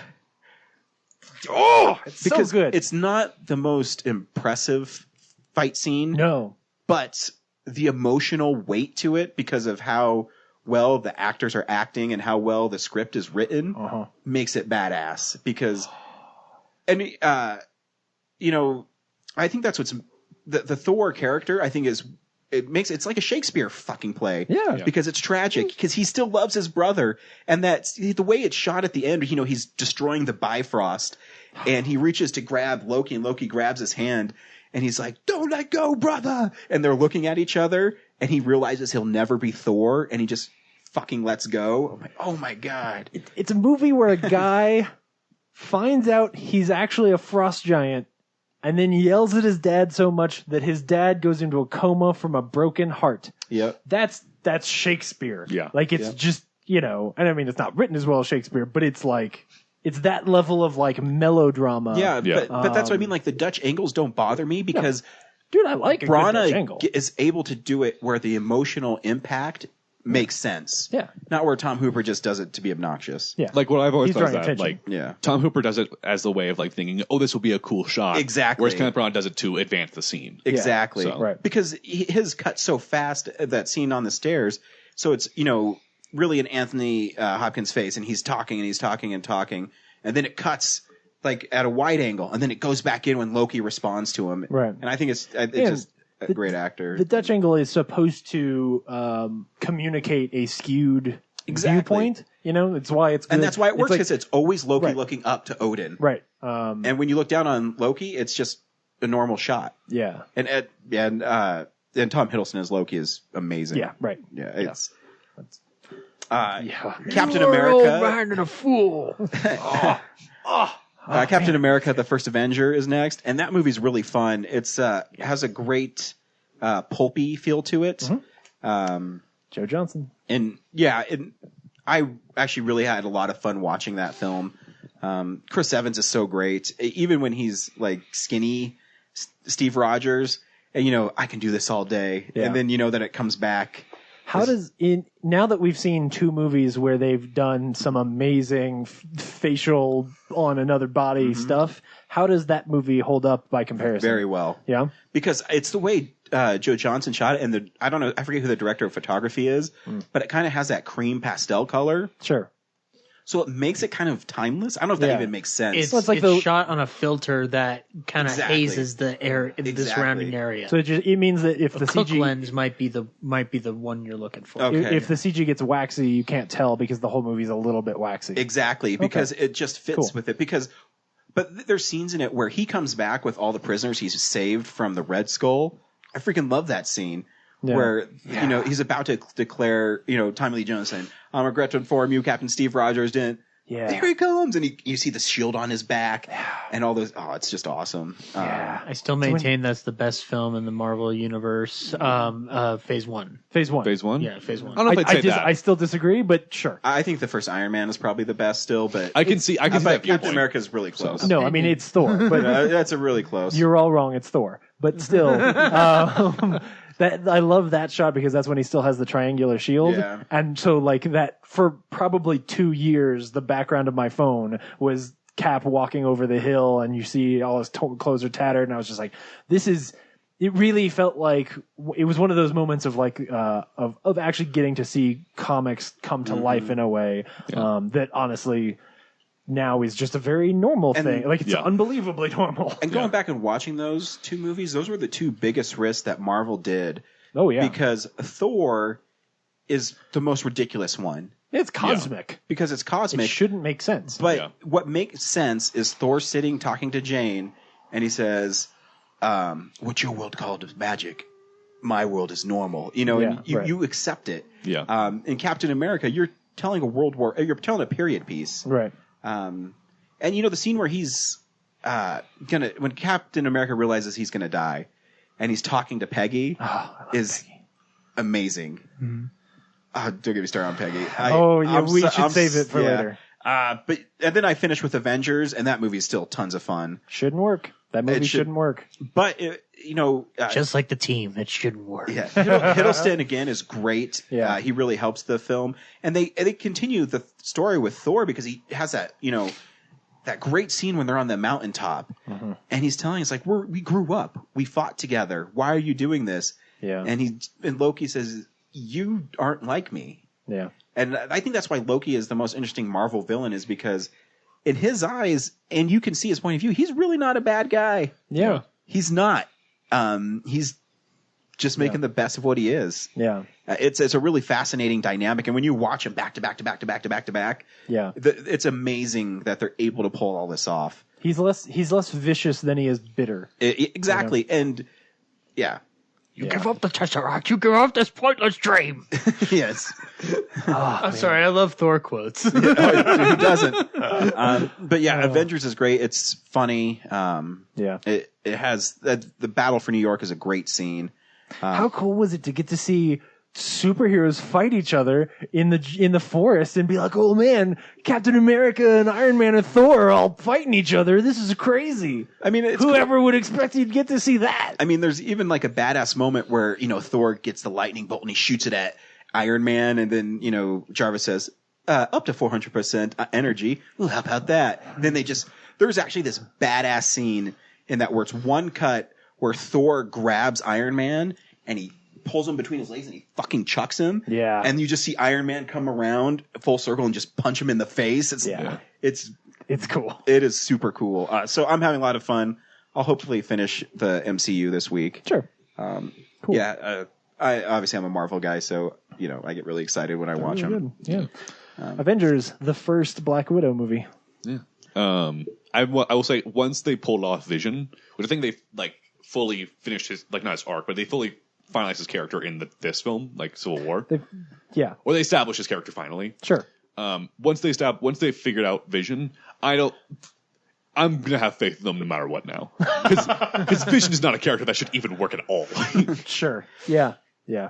Oh, yeah, it's great. Oh, well, we'll get to it. Yeah. Yep. So that's what I watched. This is real news. In other news, The Prime Minister of Sweden visited Washington today, and my tiny little nipples went to France. I want you to get up right now and go to the window, open it, and stick your head out and yell. I do the cha-cha like a sissy girl. It's the ghost of Stonewall Jackson! Everyone, it's the ghost of Stonewall Jackson! I do the cha-cha. I'm sorry, we seem to be having some technical difficulties. Cool. Let's cook through some stuff here, guys. Cool. Hey, they're gonna make this crazy mummy thing. Nice. So Cruise. you got Tom Cruise in this movie. Now you got Russell Crowe, and Russell Crowe's playing Dr. Jekyll. And apparently it's gonna be terrifying. Yeah. Like they're saying that, but it's still got to be PG-13, Oh, right? I hope they make it rated R. What? There's no way. Why? Who cares? I mean, I agree with you. Like, I want a ridiculously expensive movie full of huge stars with a mummy that is really terrifying. Like, that sounds really cool. I'm interested to see what they're gonna do. But if you were a studio, like just thinking about practically, it's gonna be PG-13. Right? Yeah, right. I know. Because the thing too is the mummy isn't known for blood and guts. He's more of like a mystical. Yeah, but I just feel like if you really make the mummy so terrifying, like you don't have to be blood and guts to still get an R rating. But I guess if you put Tom Cruise and Russell Crowe in a movie, no matter how you visually make the movie terrifying, you're probably still going to get a PG-13 from the MPAA. Yeah. Because they're a horrible organization that shouldn't exist. Mm-hmm. Okay. Or Tom Cruise, maybe he wants a rated R movie. Tom Cruise has enough power where he could say, this is going to be a rated R film. What was his last rated R? Yeah, but they're going to cut his budget. No. He made, wait, Magnolia wasn't 2006, so. I often think it's 2006. Why can I think of it? I don't know why. Was Jack Reacher 13? Yeah. Jack Reacher 13. Yeah. Let me look at it. They released an unrated cut. Which... I would almost argue that the opening sequence shouldn't be PG-13. Oh, yeah. In fact, not almost, I would argue. But, yeah. Anyway, I think it's really exciting, and I totally want to see this movie. And just so I'm clear, because I've been very confused about this. This has nothing to do with the Brendan Fraser mummy franchise, does it? No. Right, cool. I think it's either is Valkyrie rated R? It might be. Yes, I think Valkyrie is rated R. He made that in Tropic Thunder in 2008. Oh yeah, Tropic Thunder. Yeah, that's kind of cheating, but yeah. But Valkyrie is because I think for violence. Oh, okay, totally. Yeah. No, it's not actually related to. I mean, unless there's some weird Easter egg thing that they're hiding, but it sounds like this is them a completely different thing, booting a whole new Universal, because this is going to tie multiple Universal monsters together. Okay. So it's not just going to be like, hey, here's an adventure movie where we're fighting the mummy. Because also, if you were, I think it's a great idea. I think it's a great idea. I just was confused if it had anything to do with the Brendan Fraser movie film. No. I mean, because then in a world where we reboot stuff every few years, Spider-Man. There's no way that you go and tie anything modern to the franchise that produced Scorpion King 2. I thought it was like a remake of the Brendan Fraser film. Oh no! No. No, it's a different take because the mummy's actually a female mummy too. Okay, cool. I just wasn't positive about what it was. Yeah, it's the lady from Kingsman, so I'm down. Oh, well, okay, cool. Yeah. Alicia Vikander or no Dubik? Yeah, that's the martial arts lady. Oh, the martial arts. The Blade Runner lady. Not Oh, Man from Uncle. Okay, yeah, okay, Yes. okay. You're thinking. I'm getting my movies mixed up. Elizabeth Debicki. Yeah. Whose name I'm clearly going to have to learn to pronounce because she's getting cast in every movie that I want to see. Anyway, Alden. Speaking of names I can't pronounce, Alden Ehrenreich. Say it again. Emmerich, I think is how you pronounce it. Great, thank you. Ehrenreich. The dude I can't see the name, so I'm not entirely sure. The dude who was amazing in Hail Caesar is now Han Solo. Yep. Which I think is pretty great. That's great. I'm on board. I will say he was the best part of Hail Caesar. I'm very skeptical still because it's a Han Solo film, and I'm not sure if anyone could ever. I mean, I want someone to be. Yeah, I know what you mean. Yeah, I think it's going to be a very difficult act to follow. I think that this is going to sound weird. The responsibility's on us.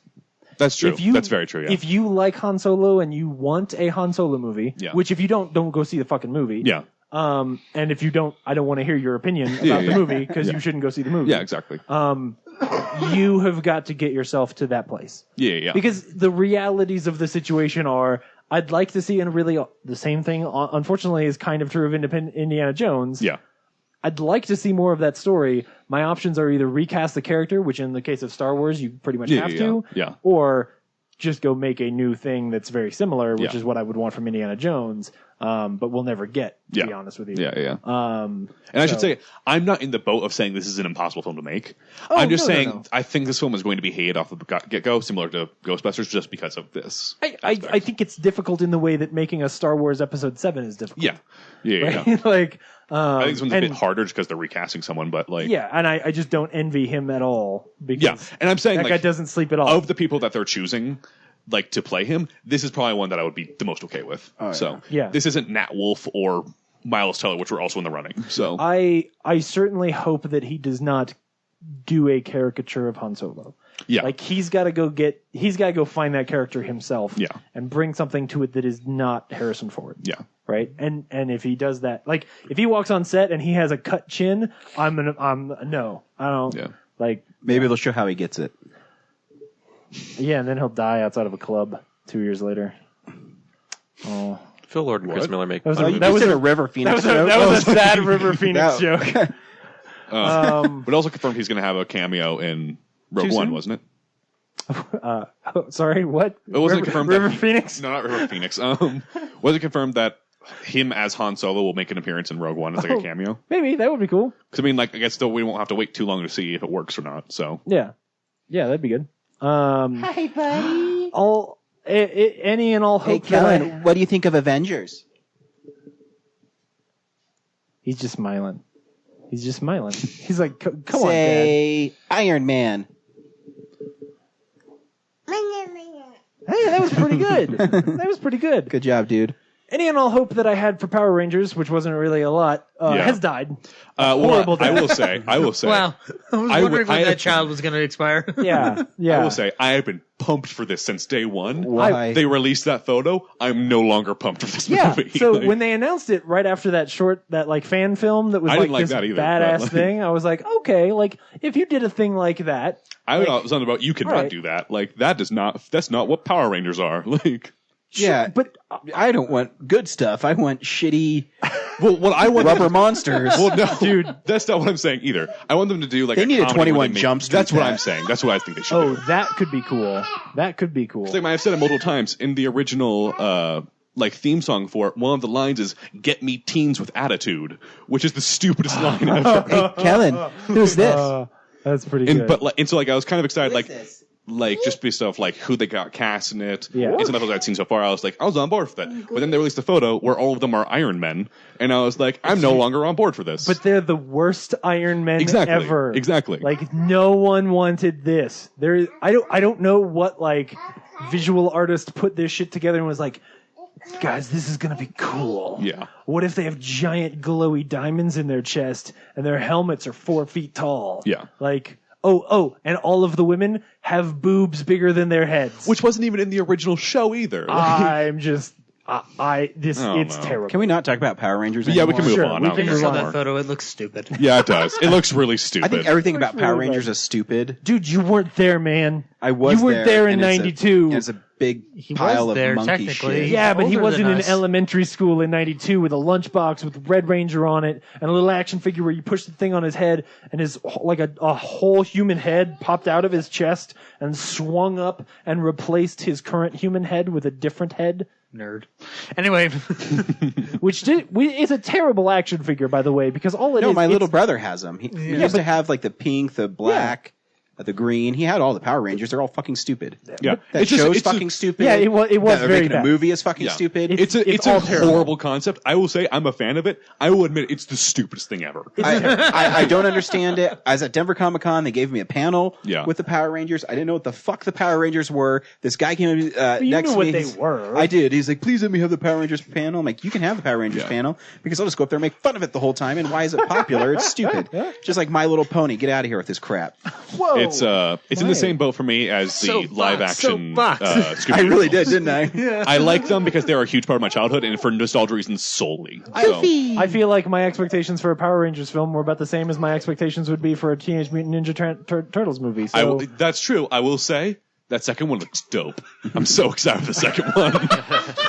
I love you. I'm so pumped. Oh, that last shot is the most terrible, amazing thing. It looks so stupid. I'm gonna have so much fun with it, even though it's gonna be so bad. It's so bad. Anyway, speaking of things that are actually really good, that's not what we were talking about.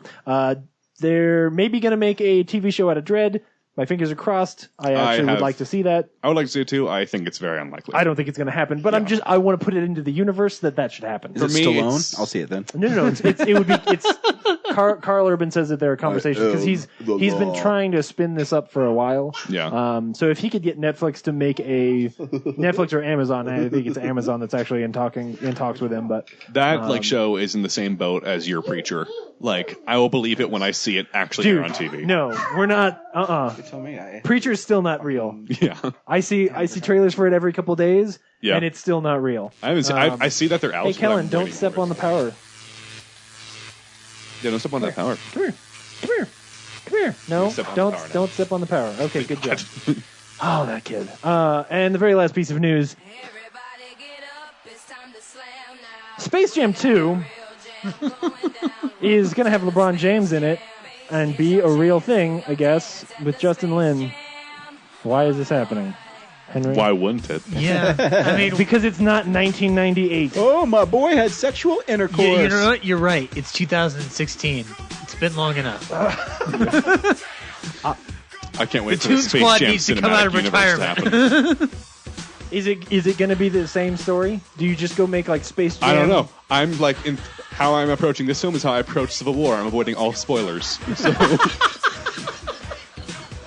I want to know the huge plot twist where LeBron James meets Michael Jordan on the court. So I want it to be called Space James. That's stupid.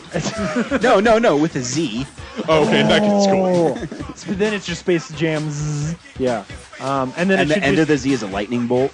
I want it to be the exact same script, only at the beginning, like when it's young Mikey, it's just young LeBron James, but it's the exact same scene, pretending like LeBron James is basically just Michael And if they Jordan, keep all of the same music, I'm okay with that.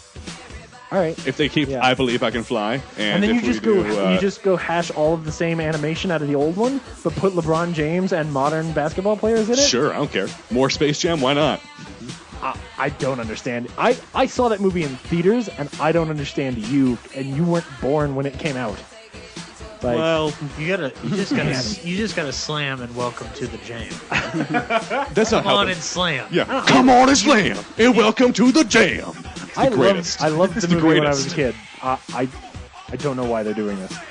Oh, why wouldn't you tell me you don't want to fly like an eagle? Here's the reason why. Everyone that's me that saw that film when they were a kid, like when they were a young kid, is now old enough to buy a ticket to go see it. No, that's why they're making it. I actually do know what it is. It's because if you were going to try to get Looney Tunes to be popular with a modern generation again, the only way to do it is Space Jam. That all being said, I don't want this to be what the Looney Tunes has become, is just Space Jam. Yeah, because the Looney Tunes has a much richer history than the what's on TV with the Looney Tunes is not good. Oh, no, it's not. It's they're fucking it up. I should say, if they do that, I will not like Space Jam 2. You laughing? Yeah, reaction. So aggressive, just like, they're fucking it up. Fucking up the Looney Tunes. I know what's best for this franchise. Have you seen Daffy Duck lately? Fucking retarded. Wile E. Coyote is not Bugs Bunny's next door neighbor, and they don't have problems with each other's yard space. Okay? Stop yelling! You're making the baby cry. I'm sorry.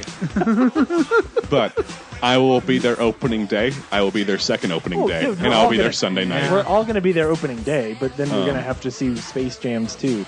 Anyway. You act like that's a chore. Hey, maybe they'll do a really good job. We have yet to see a trailer. I just think it's insane. It'll come out and they're going to change things up. Paul Thomas Anderson's going to direct it. It's going to be this big art house masterpiece. I don't know nothing about sports. Is LeBron James cool? He's the biggest athlete in the world. Yeah. Is he he's popular like Michael Jordan was? He's good. He was good in that. Yeah. Yeah. Okay. He'll be all right. All right. Can Amy Schumer be in the movie? Sure. Why not? Oh, yeah. All right. She I'm wasn't a on board cheerleader. Maybe she'll be a cheerleader again. Yeah. Okay. All right. I'm on board. Yeah. Space Jams 2. Great. Awesome. Glad we're all on the same page now. Yep. You guys want to play a game? Wait, there's games? Yeah. You can get stuff. Oh my God, games. I can get stuffed? James wants to get stuffed. We know where his mic's I at. brought stuff, but if you want to get stuffed, you should probably just drop your mic and get out of here. What are we doing? Why don't you guys... Let me start some game music.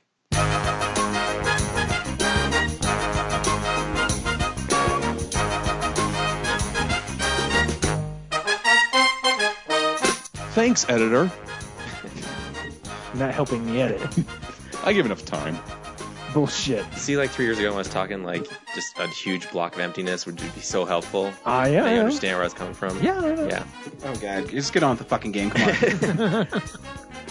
You don't have to play. We got 4 other people. Just explain the rules. I don't know. I was going to pick maybe we name off an actor from the Marvel Universe, and you got to tell their catalog of films. Of films to win a prize. forever? Yeah. Ooh, you guys will be really good at this. Are we going to do it like in a I'll round? sit out. Huh? You'll sit out? Yeah. So you'll name the people? Yeah. All right, cool. You came up with hard games and then you figured out a way to not participate? Joel It'll be fun. McHale? I don't win those prizes. I guess that's true. All right. Yeah. Oh, I won again. Great. I have the bag I started with. Yeah. Let's do it. Do it. Do it. Okay. All right. Why don't we go with Chris Evans? And if you can't think of one, you're out. So we're doing last like man standing. he names one, I name one, and it's kind of circle. Right. Okay. Cellular. Push. What's your number? Oh, good one. Fantastic Four. Sunshine. Fantastic Four, Rise of Silver Surfer. Zach's Got out. another team movie. Snowpiercer. Avengers. Full title, please. Disney's Marvel's The Avengers. Okay. Scott Pilgrim vs. the World. There's a 1998 The Avengers movie that's not the one you're talking about. Oh, okay. I was Scott thinking- Pilgrim vs. the World. I don't know how else to differentiate it from Age of What? Ultron. Scott Pilgrim vs. the World. Yeah. Yeah. Oh, you're out. Don't worry, there's more rounds. Captain America Winter Soldier. Disney's Marvel's Captain America, the first of the Avengers. There's no oven there. You're out. You're Next. right. That's the wrong title. You're out. He's in the fountain, right? Huh? He's in the fountain, right? No. That's Hugh Jackman. Is he not? I thought isn't he a supporting character in that? Hey, buddy. No, there's like 2 people in that. All right, let me think. Yeah, it's just Rachel Weisz and Hugh Jackman, right? Yeah. And then that weird dude who plays like Oh the... no! What's the other film that's? Oh, I confuse the fountain with this all the time. I think I'm Ryan probably just out. won. I think I'm out. Yeah, you're out. Not another teen movie. So Oh, at very least. good. Yeah, there you go. You put Avengers: nail Age on of Ultron. it. Yeah. All right, you won. Hey, you're stealing my cheat. Yeah, there's no Chris Evans. Yeah. Yeah, but it's, Sunshine. That's what he I it, said yeah. sunshine. Yeah. All right, congratulations, Ryan.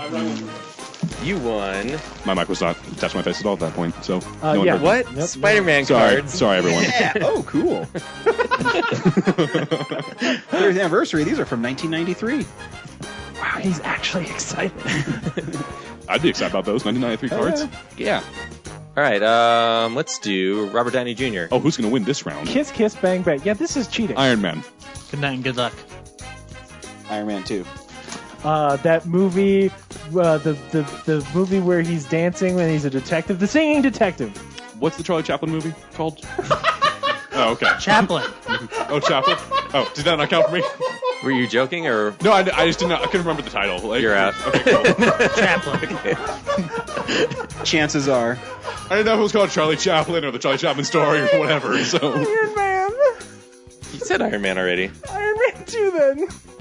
I didn't say Iron Man. I said kiss, kiss. Sherlock Holmes. Oh. Which one I did I say Iron Man before? then Only you? Whatever the Charlie Chaplin Chances movie. are. So only you? Sherlock Holmes 2, Game of Shadows. There's no 2 in that. Game of Yeah, you're Game right. of Shadows. Back to school. Oh, nice. It's a good one. Due date. Iron Man 3. Disney's Marvel's Avengers: Age of Ultron. I could have named other films. I don't know why I immediately went. I don't know the The name Incredible of. Hulk. Disney's Marvel's The Avengers. You're out. We Zodiac. are winning this, so Zodiac. you can't name the same Serious? one. I don't remember. I'm running out. So yeah, let Ryan win again. Heart and Soul. 2 guys and a girl. I feel like Tropic Thunder. Did someone say that? No idea how disappointed I am. All in right, myself. you're back in. Yeah. yeah, just give it to Henry. Yeah, you're Henry. see what I got. Like I was eliminated immediately, then won. Yeah, but you were eliminated in the best way. You said the title of the movie. Yeah, I didn't know exactly what it was. This was meant to be. I got the Shocker in my card set. I had that fucking card. Would you like Can I cake and see cotton that? candy? I'm not joking. I had so this. disgusting. Yep. I can't wait to eat it. Oh my god. Please share it with us. So, all right, let's do.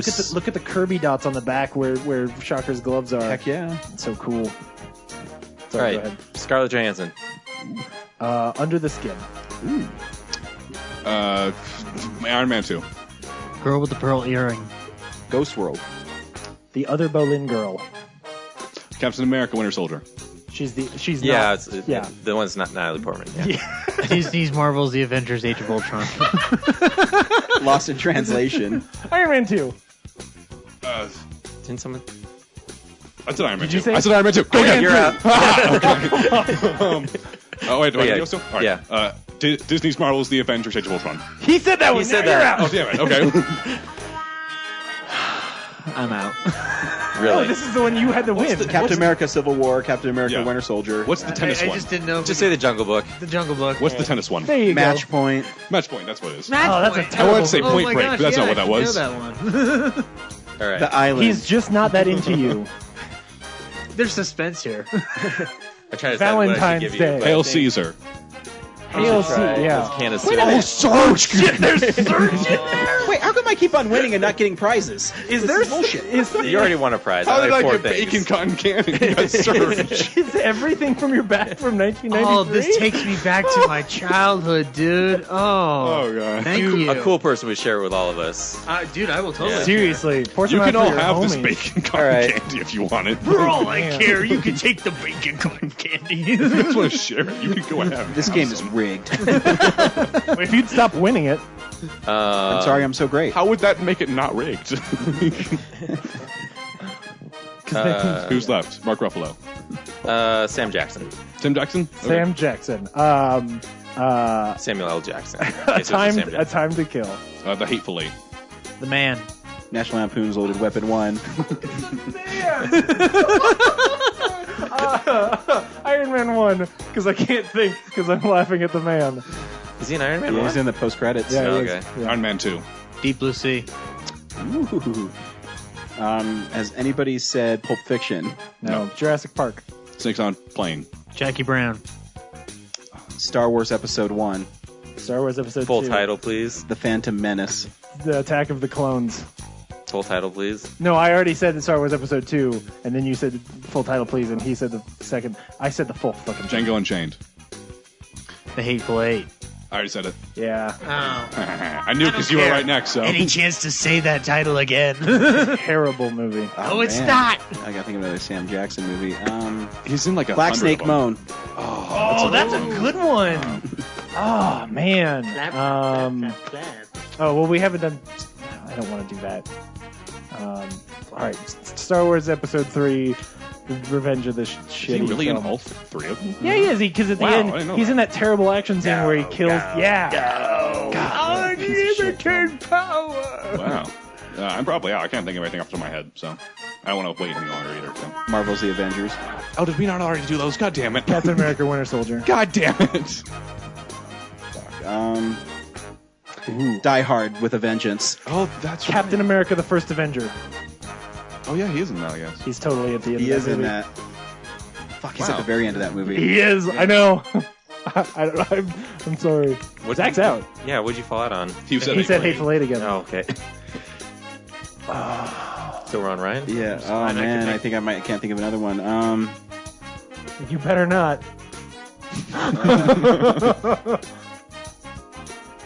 Yeah, I can't think of another one. James wins. Or does he? You've got the Bean Boozled. Oh no! Jelly beans. This is the worst.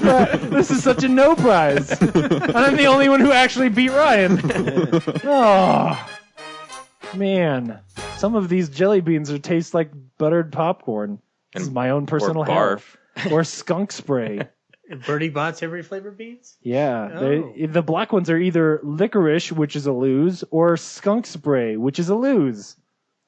Is skunk spray a lose, really? Yeah, why would it not be a lose? The off-white ones are either coconut, which is a lose, or baby wipes, which is a lose. And that tastes like shit, or is it like clean baby wipes? In terms of things that are white, you I could have don't a think lot it worse. matters. So. I don't think it matters. Yeah. You got a 50-50 shot. Buttered popcorn, a lose. Much or like winning this rotten game. egg, also a lose. Every jelly bean in this box, with the exception of Juicy Peach and Peach, is gross. Wait, they have peach and juicy peach? Yep. The only thing missing from James's dilemma is 2 dice. That are So related. actually, by the box's own logic, Juicy Peach is good. So I hope I don't get booger. But dried out, gross peaches or barf are my 2 options. So the only good flavor here is Juicy Peach.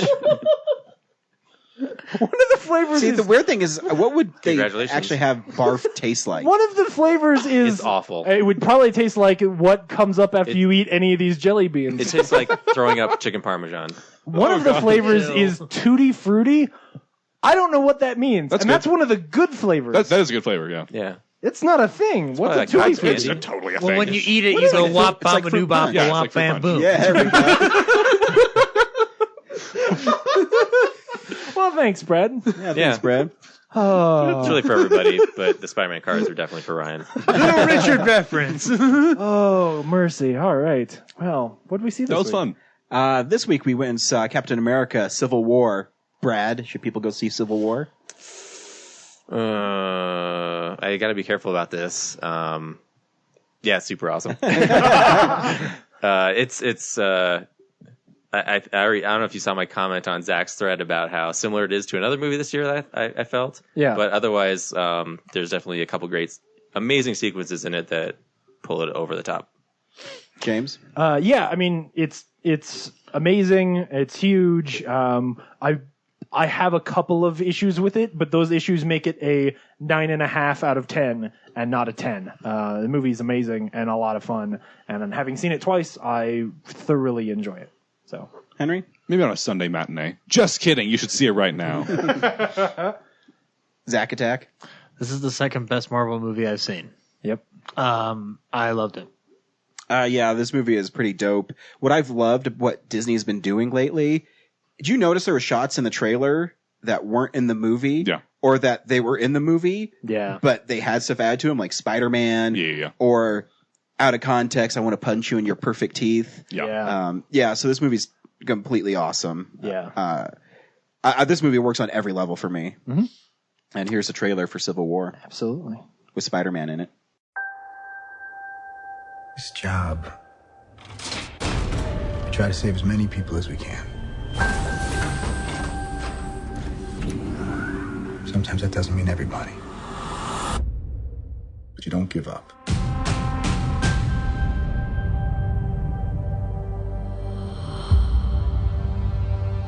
New York.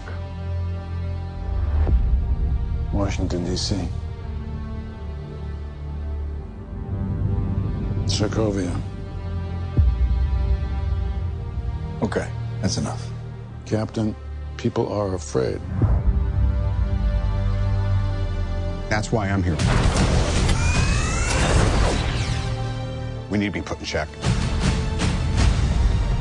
Whatever form that takes, I'm game. I'm sorry, Tony. If I see a situation pointed south, I can't ignore it. Sometimes I wish I could. Sometimes I want to punch you in your perfect teeth. I know we're not perfect. But the safest hands are still our own.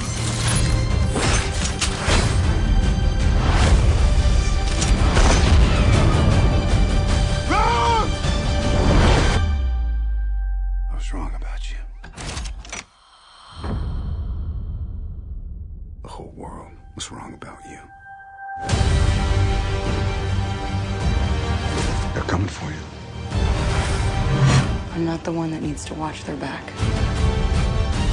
This doesn't have to end in a fight, Tony.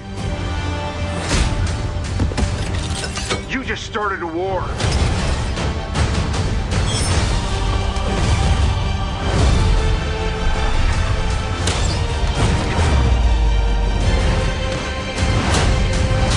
Stay down. Final warning. I could do this all day.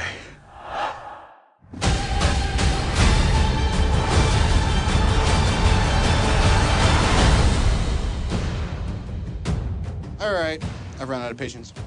On to Ruse! Hey, everyone. I'm not going to play that trailer now. I'm going to play a different trailer. Play the trailer for Mother's Day. Do you want to know something funny about that? What? Mother's Day gained box office revenue this week. Well, of course it did. Why wouldn't it? Like, it's actually Mother's Day. I know, but I'm saying that box office analysts like are blown away. Like, how the fuck did this movie make Box more office money? analysts are retarded then. Well, no, because it made so much less money. Well, because what happened was Than a they bunch of thought. people were like, oh, I guess we should go see a movie for Mother's Day. And they looked and went, there's a movie called Mother's Day? Yeah. What? When did that happen? Anyway, Civil War's really great. Yeah, This movie's huge. It's really big. There's a lot going on in this movie. Yeah. But what I was saying is it has similar beats to Batman Superman. It's the same plot. But Essentially, yeah. But the thing is they've earned it. Yeah. Where Batman Superman, they didn't really earn the fight. I will also say one of the things. So you have this guy who's manipulating people to make these guys fight, right? The Spoilers. We're into spoiler section, and there are going to be some big ones. The differences were what I realized. I didn't know this until I saw this movie. Was it's so fantastic that in this movie, Zemo is entirely sane, and having that character be insane in Batman Superman kind of makes him less scary. I think like Zemo Zemo's is a great character. which is funny because it's fucking Baron Zemo, like the weird high pitched voice, awkward Baron Zemo. Yeah, but definitely not because. I mean, it's not really Baron Zemo. Yeah. So, anyways, I mean, the movie. I think the opening scene with Crossbones. So cool. You know, because I was wondering from the comic Civil Wars how obviously they're not going to have Nitro blow up children. Yeah. Right. But they still tackled suicide bombers. But they did. I mean, that opening sequence is badass. I think the Russos know how to make Captain America's fights the best. Yeah. So I will say that, well, there's two things about this sequence. One is that I think it's amazing that one of the things that you and I have talked about since this whole superhero thing started was we really wanted movies where you would start off and you'd be fighting one villain, you'd defeat that villain, and then you'd go on and fight the other villains, right? Which we've had, but like Amazing Spider-Man 2 does it. Like it has happened. But what's awesome here is that not only do they do it, that sequence is integral to the plot of this film, right? Yeah. Like the end of that movie, that scene has so much weight and takes us from like, hey guys, remember how much you enjoy the Avengers and superheroes are so fun and this is all really great. And then she blows up a bunch of children and the look on Wanda's face sets a tone for a somber, dark, not a lot of fun movie, right? Like it's only fun because there's jokes and everything else that happens in this movie is kind of dark. Yeah, and I also want to say how great, very dark. How great is Marvel at de-aging actors? First they did it with Michael Douglas, and then Robert Downey Jr. looks like he did from like Chances Are, or and Less Than Zero. I mean, it's crazy. With Michael Douglas, when we saw Ant-Man in theaters, I was like, hey, this is really good. It's a little bit awkward and I can slightly tell. But then when I saw it on Blu-ray this week, I was like, holy shit. Like, I can't tell at all at home. But this one in theaters, the second time I watched it, I was just staring at his face, trying to see the seams. It's really convincing. Yeah, and what I love too is they really took Tony Stark out of the Iron Man. Yeah. And they really deconstructed him as a character. Yeah. In this because, watching the first phase is he's like, hey, I'm rich and I'm cool. Right. I can do what I want. Right. And then they have that scene where he's talking about, oh, this is how I wish I said goodbye to my parents. This is what I wanted. I'm going to give you all this money and everyone's cheering. And then that Pepper Potts thing comes up. You don't know what happened. Yeah. And then all of a sudden he just walks off stage and you realize he's not with her anymore. And then he has that amazing scene with that lady, going to the elevator and she's like, you killed my son. Yeah. And it sets a tone for him for the rest of the film where he's not the funny guy. Yeah. He's the guy who's lost his girlfriend, who's the only woman he's loved. He's lost everything, and that's why he's giving his money away. And he's I mean, I was telling Zach in the car after we went and saw it he's the second responsible. time. Yeah, like the first 3 phases should be retitled like the many buffooneries of Tony Stark. Like, he causes half of the terrible things that have happened. You know, that's the one thing that I was like, man, how are they going to pull off Iron Man wanting people to register?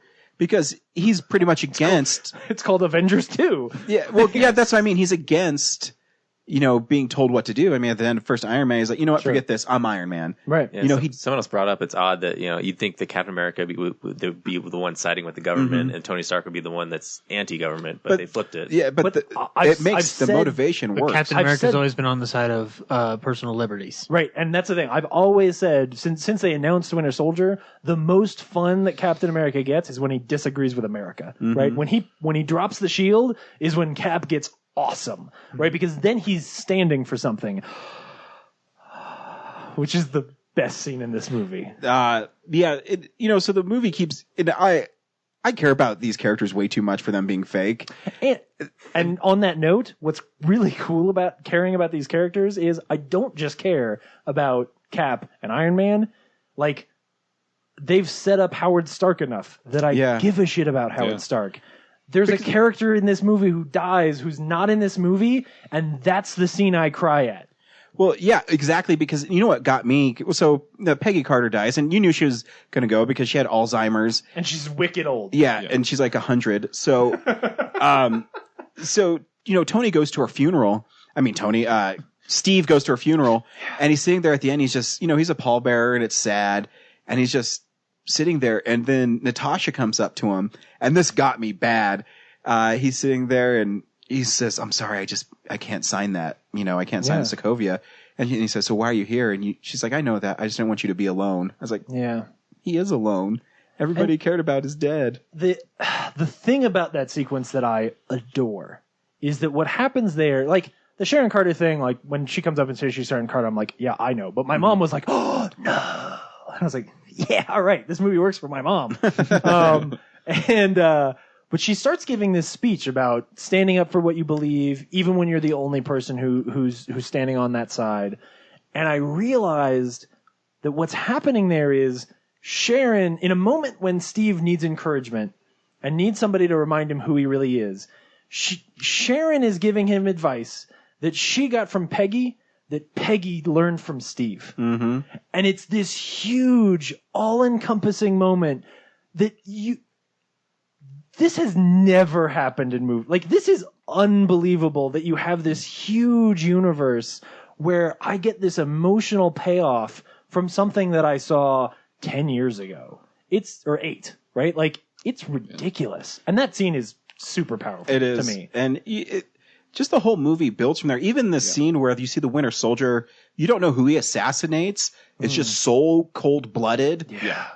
And that's who he is in the comics. I mean, I have those comics just by accident because I was told they were awesome, and I got them when they came out. In the comics, there's parts in Captain America at that part where you just follow the Winter Soldier. And my favorite run, single issue from that is Whatever Happened to the Nomad. And it's about a superhero who he becomes an alcoholic and all this stuff. And the whole thing is just how he's pathetic, living in and out of hotels. And the last shot is him getting his head blown off. And then it's the Winter Soldier just walking away. And that's what that reminded me of. Yeah. Is just, he's cold-blooded. Because he's been programmed. That's all he does. And how they're able to, they just pull it off so well. Like the scene, like when he does like hit the car and the car like immediately hits exactly. the tree. I mean, they play that scene like 3 times in the film, and it's effective every time. Oh yeah, and it's a brilliant move because the Russo brothers film it and then reuse it and re-edit it later, so that the first time you see it again, it feels like the payoff. Mm-hmm. So they've given you this Easter egg that you're thinking about, and for me, I'm watching it and I'm going, "Oh, it's fucking Tony Stark's parents, right? Yeah, like, come on." And then even me, who was pretty sure I knew what they were going to do, when they show it that time, I was actually like slightly disappointed because I was like, oh, it'd be way more interesting if that was Tony Stark's parents. Mm-hmm. Don't tell me that it's like this weird plot about extra Winter Soldiers or That's whatever. what I thought too. I was like, and they totally give, like, it's this red herring that's really pretty effective. Yeah. You know, because they use all of the vernacular of film that we're used to tell us that that's what the movie's about. when it's not. You know? I will say that the first time I saw it, I didn't know it was Tony Stark's parents. Second time I saw it, I thought, how did I not know that was Tony Stark's parents? And I will say, like, Agent Carter's death. That scene, I think, if you're going to kill her, you need to kill her in this film. Because it totally sets up the fact that, like, the reason why he really is fighting for Bucky isn't because he's his friend. I mean, that's definitely part of it, but it's also because that's really the only string he has left to what he has. And because, I mean, Natasha brought it up. She says, I don't want you to be alone. And I think he realizes, and he said, I am alone.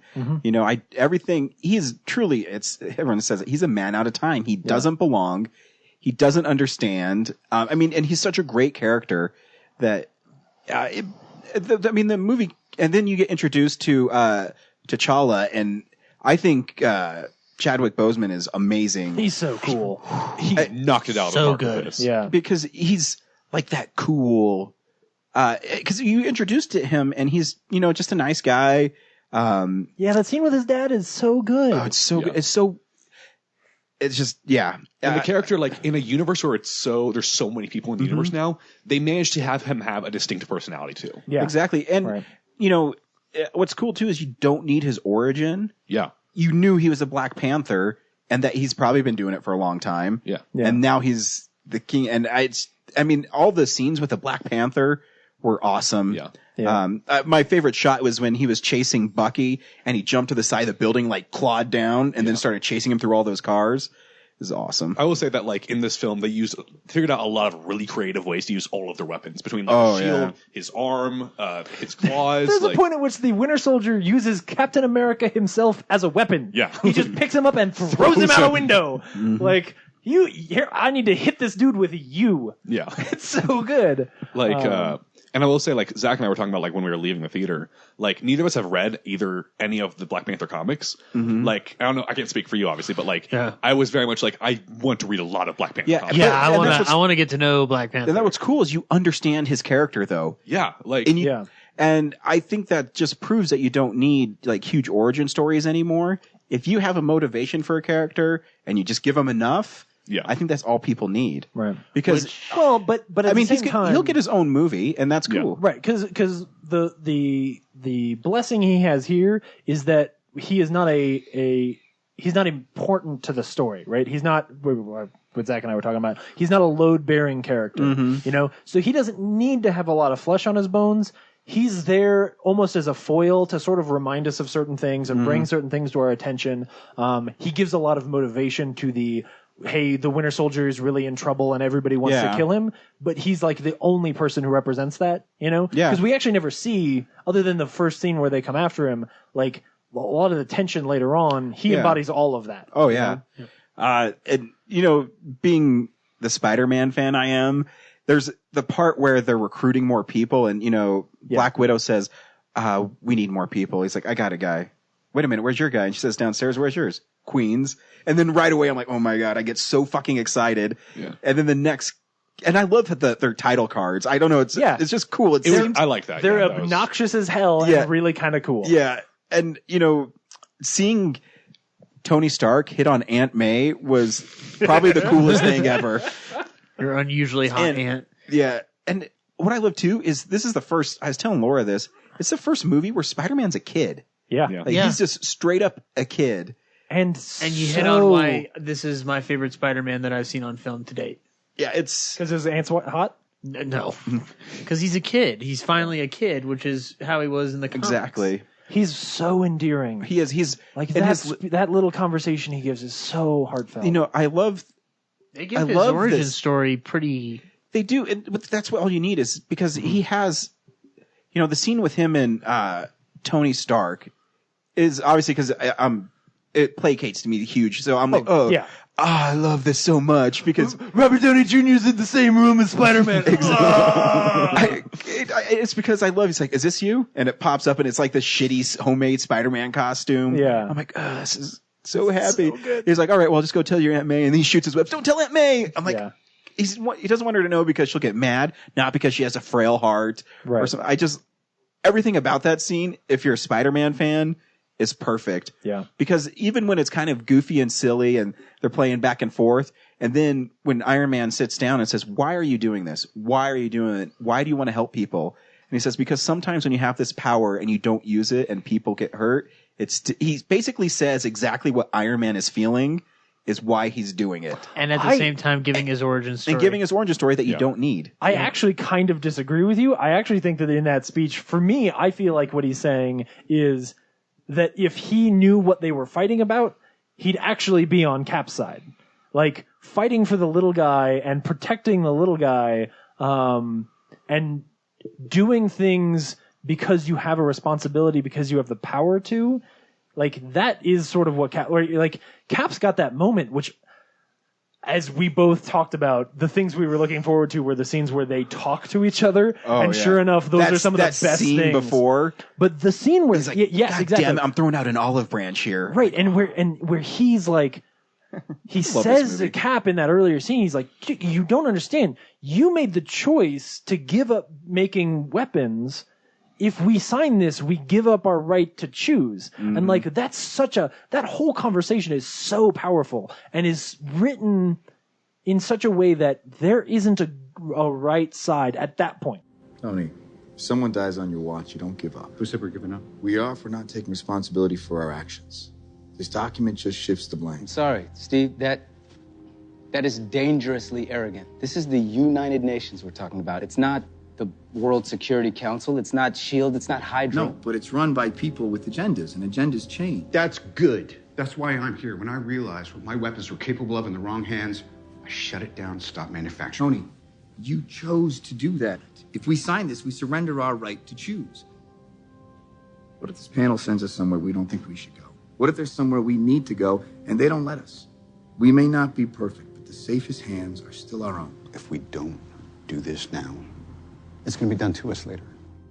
No, I feel like down the line, there's a right side in my mind, but that's because I'm a Cap fan, and I'm like, fuck you, Tony. Like, you've especially once Wanda can't leave the house, but I'm like, you don't get it, Tony. Yeah, that I was going to mention too. They made Vision. You care about him. Yeah. And I didn't know how they're going to make the relationship between an android and Scarlet Witch, but when he's making her what I forget the name of the dish, and they kind of have those flirty moments. Yeah. I'm like, oh, this is really cute. And then he says, "You're not allowed to leave." Yeah. I'm like, oh fuck, this is really badass. It's crazy that it actually makes me like Age of Ultron more, because he's the thing in Age of Ultron that I'm like, this is shoehorned in here and kind of makes this movie worse. That now seeing him here, like coming through the wall with his sweater on and being really fun, I was like, oh, because he wants to be more human, but that's why he's wearing all the clothes. But then he morphs phases through walls. Or talking about the fact that he doesn't know what he is. Like, he's got this thing in his forehead and he doesn't understand it. Like, it's really kind of endearing, you know? My favorite cue for a line was, "I have an equation." Oh, this is going to be good.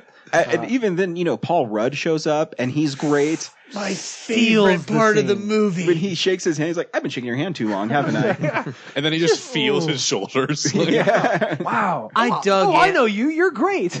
I dug the movie Ant-Man, but I dug great. Ant-Man way more in this movie. Agreed. Especially because of, can I say it? Yeah. Spoilers. Giant Man. Yeah. They made Giant Man work. And to be fair, the Lego company spoiled it for a lot of people, including me. That may be the greatest superhero fight ever is really the airport cool. scene. Yeah. Because, when you see the trailer and, he's like, all right, I'm sick of this. Under ruse, and he flies in. I'm like, oh, this is just Spider-Man's just going to show up. And he's like, but whatever. But he shows up at the beginning, and then it's totally different than the trailer. And Ant-Man's on the shield, and it's all dude. Like most other superhero movies they would just throw the characters at each other and like just kick and punch. But like this one, they know what their powers are and they know how to combine them exactly, and like Did really everyone get see the creative huge with what Easter they do. egg in it, And though, from the Russos? It becomes. What was it? Go ahead. The Bluth stair car. Oh no, I didn't see that. Oh, really? Yeah. Wow. I now have to go see the movie again. Shit. Watch when I think it's Wanda. She throws the because I knew like there was like car. writing on like the stuff. Yeah. I couldn't see because it was going too fast. That's but funny. That makes perfect So, sense. but that sequence, like, yeah, a lot of other action movies, and I would say action movies, not even just superhero movies, it would just be a big fight in that section, and maybe you'd incorporate a plane or something like that, but it actually becomes really dynamic, where, like, some of them are moving through the airport nearby, and they've got this place they're trying to get to, and they're splitting up, and for being... Like, one of the things I don't love about this movie by comparison to Winter Soldier is that the Russo brothers sort of change up the way that they film their action, where this is a lot of quicker cuts and they're bouncing back and forth between a lot of stuff, which is it's demanded by what they're trying to do here, right? You can't quite do long martial arts fight sequences like at the beginning of Winter Soldier here, because you've got 19 different characters fighting in, you know, all these different sequences and you have to keep up with it. But as hard as it is to sort of make sure that we still know where everybody is, they do a really good job, you know? It's very rare that I would kind of go like, wait, so Scarlet Witch is just like in the middle of all of this and she just pops in and saves people from killing each other every now and then, basically. That sequence is amazing. Yeah, because even maybe my favorite delivery in the whole film is the Hawkeye Ant-Man thing, where you know Ant-Man's on it. He's like, "Are you ready?" He says, "Yeah, Arrow Man." He doesn't even know who he is. Yeah, Arrow guy. Spider-Man's he is fucking amazing. He's so fun. I even like when he beats up Winter Soldier and Falcon, and they have that really like the exchange after he leaves, where he's like, why couldn't you have done that earlier? I hate you. Yeah, and they're like stuck in webbing. It's pretty funny. Or like my favorite Spider-Man part was when Winter Soldier threw, I think what it was like the table at Spider-Man. He hid behind the Spider-Man and said, "I think you dropped this." Yes. And threw it back at him. Like, I love when he tries to arrest Falcon. Yeah, that part is that's my favorite remain one-liner. Yeah, like that's my favorite Spider-Man moment. He's so great in it because even when Cap throws his shield, he's like, "Whoa, dude, your shield doesn't even like it's not even laws of physics." or just like when I mean, we're just saying all of his lines at this point, but like when Winter Soldier like punches him and he catches, goes, "Oh my god, you have a robotic arm! That's so cool."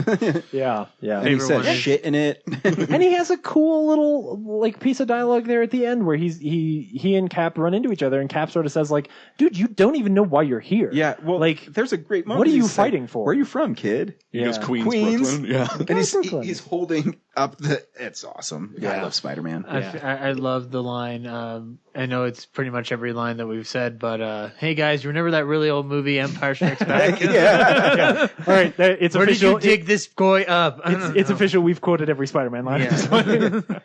Oh man, And so that it's really scene was fun, and then it goes, I think, to more Winter Soldier territory. Yup. Where it's now just Cap and Winter Soldier finding out what Zemo's doing. They treated it like an international action movie. Yeah, exactly. Right. Which is more like what the last Winter Soldier movie was, right? Like that was really a well, that was a U.S. political thriller. That was a U.S. political thriller. But it's funny how they even still incorporate. I can't believe they put the raft in this movie.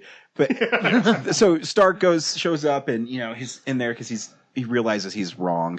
Yeah, and he's going around, and Ant-Man stands up and he says, my father never told me to trust a Stark. Who are you? Yeah. No, he says Hank Pym never said. Oh, he said never trust a Stark. That's right. Who are you? Come on, man. Yeah, come on, man. Because he at least knows who Hank Pym is. Yeah, and when Tony goes away, they go on that island, and it's just when they reveal why Zemo is doing it it is such great acting. Yeah. I mean, it's I'm behind a wall, but it works. Daniel Brühl. And it's cool that they've set up this thing where you kind of think that you're going to a place where, oh shit, there's going to be like, I was actually kind of disappointed. I was like, really, are we going to go like fight five Winter Soldiers? And you get there and he's killed them all, and I'm like, what the fuck is going on? And his plan is Lex Luthor's plan in Batman Superman. Super is. All he wanted to do, only way smarter, and it makes sense. Yeah. Obviously they're shot at the same time, so I doubt it was like they knew, but oh no. Also kind of the Joker's plan in the Dark Knight. To like tear down the heroes. To tear it from the inside. Yeah. Sure. You need an ace but it's in not the hole. But you're not like manipulating multiple. Well, I guess with Harvey Dent, then you're manipulating multiple heroes to fight. Yeah, it's like the Lex Luthor and Joker plans together. Yeah. Yeah. Yeah, he makes like I was sitting there going like, I don't understand like why Tony Stark can't see. Like I know he's mad, but like he's gone way off the deep end, like trying to avenge. Like he should know better than this. I think he You realizes mean at the real end after he knows? Well, I think even Black Widow, before he goes in to fight him, she has a great line where she says, "I'm not the one who needs to watch my back," because he realizes he's crossed lines. Yeah. And he might be wrong about why Steve is helping Bucky. But I'll also say this, that I agree with you that it does get to a point where I'm like, shit, these guys are genuinely pissed at each other now. But what's great about the script here is that we have no reason to know that Cap knows until Cap tells us. And so when we find out, along with Tony, that Cap probably during the like whatever Falcon says, like 18 months or 9 months or whatever, that they were out searching for the Winter Soldier, that during that time probably is when they went and researched all of the shit that Winter Soldier did and figured out that he was probably responsible for Tony's death, and he chooses not to tell him. And so there's this awesome betrayal where they've, the whole movie, Tony's trying to get him to be like, will you just understand what I'm trying to do here? If you'll just meet me halfway here so that we can do something good. Like, I don't understand why you're being such a dick about this, right? Like, that's where Tony comes from. Yeah, and then you get this betrayal. Yeah, because even like when they were showing the Winter Soldier kill his dad, I'm like, holy shit. Right. Yeah. Like, it's a brutal scene. And then he just chokes her. Yeah, because how many times did he just bash his face in? Yeah. It's actually only twice, but it feels like a lot. Yeah, it's brutal. I'm like, There's that's an inordinate amount of blood in this film from Marvel movies. I know. The movie's fucking dark, and because it's such a great job of editing, where and Robert Downey Jr. is such a great actor that he's just thinking about it and it's going on in his head, and he doesn't even know what to do, and he gets it's so amazing. I was just saying that he gets pushed so far, like Harvey Dent does, that he's ready to kill Captain America. Oh, absolutely. Oh, yeah. I mean, I would go so far as to say they kill each other. Like, the Iron Man symbolically is dead, and Cap is symbolically dead. Like, those characters, while I fully expect in the next 18 months they will announce a Captain America 4, those characters are dead at the end of this movie, like as superheroes, Yeah. Like I will say, like, because like when I first saw and that's it, like, great. I agree with you. It's insane. when I first saw it, I thought like, oh, I'm surprised that no one died in the film. But then like I realized, yeah, no one actually physically died, but you killed a lot of their spirits. Like, I mean, they're not going to be the same people after this. Here's this friendship that I've cared so much about. Yeah. It's almost worse. Like, to have these guys that I really enjoyed and having them be friends was really a great part of this franchise, and that relationship is gone.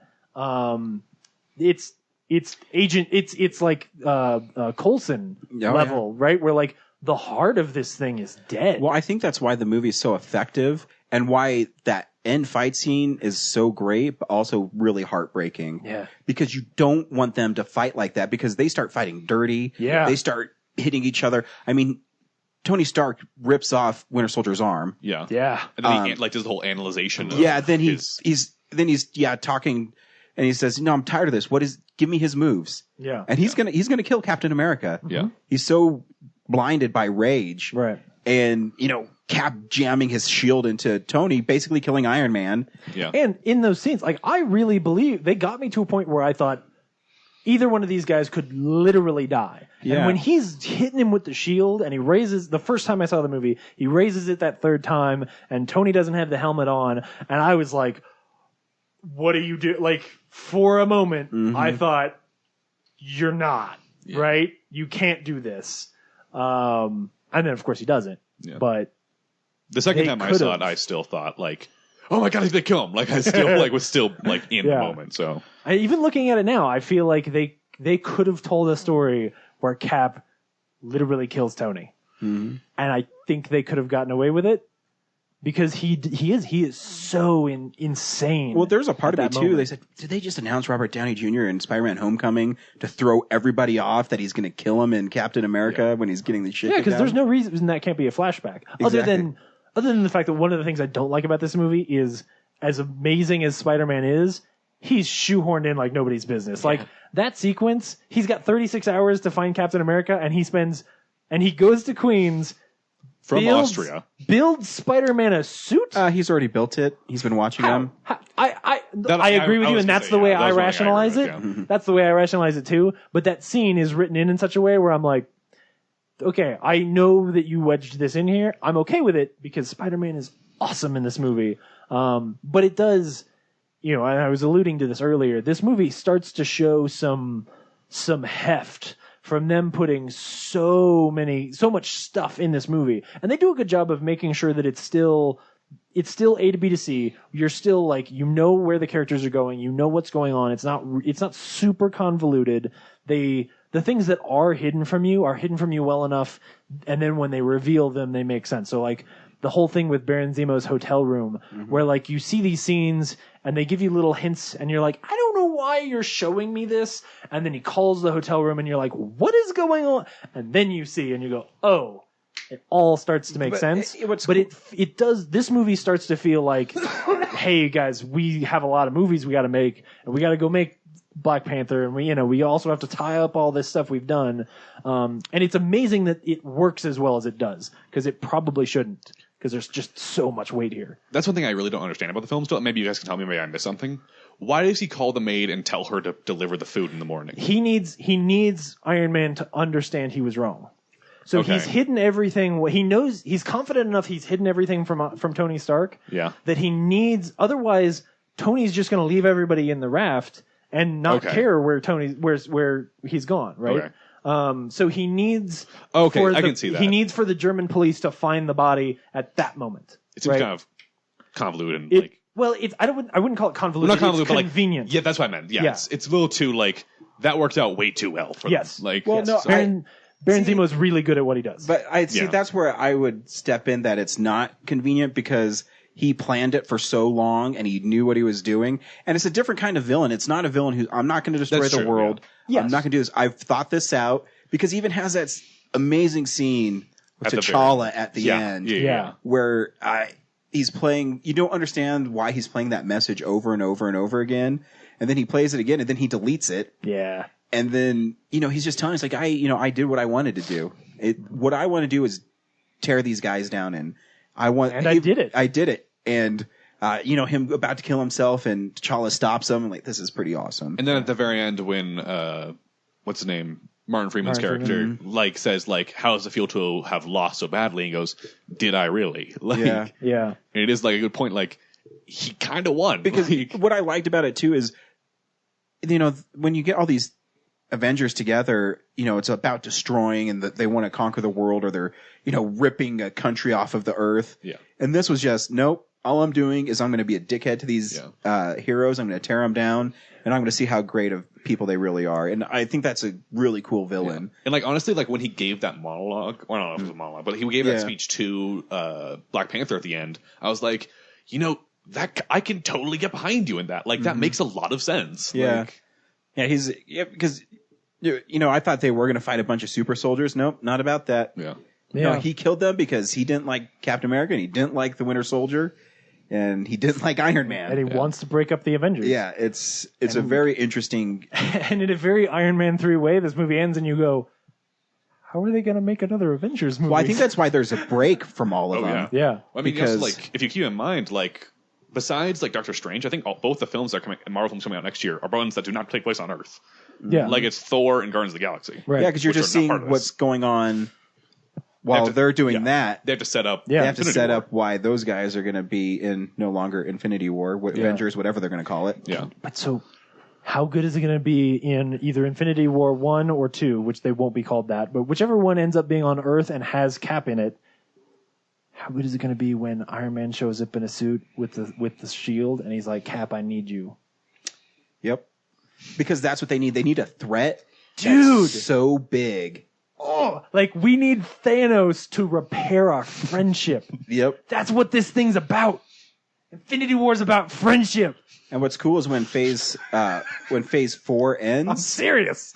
You can totally start over, because I think when Phase 4 ends, you've told these stories. Yeah. Phase 3. No, because Phase 3 is going to end with Infinity War. Phase 3. Yeah, you're right. Yeah. So when Phase 3 ends, you're good. Yeah. And then you can do whatever you want to do next. I think honestly they could really move on and just do like honestly they should just do New Avengers. Like I think so. They could just include all the characters they're setting up now. Like Doctor Strange, Black Well, Panther, that's Ms. what you Marvel. do, yeah. That's what they're gonna do. Like Spider-Man.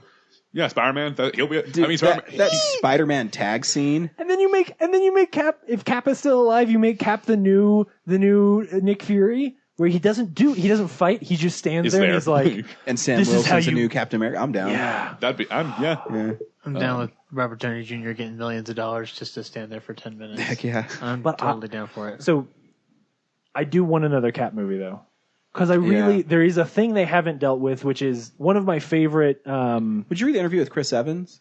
No. He said the same thing. He said, when I signed this 7 years ago, and he was really hesitant to do it. I don't know if you remember. He didn't know if he wanted to, be this committed to these films. Yeah.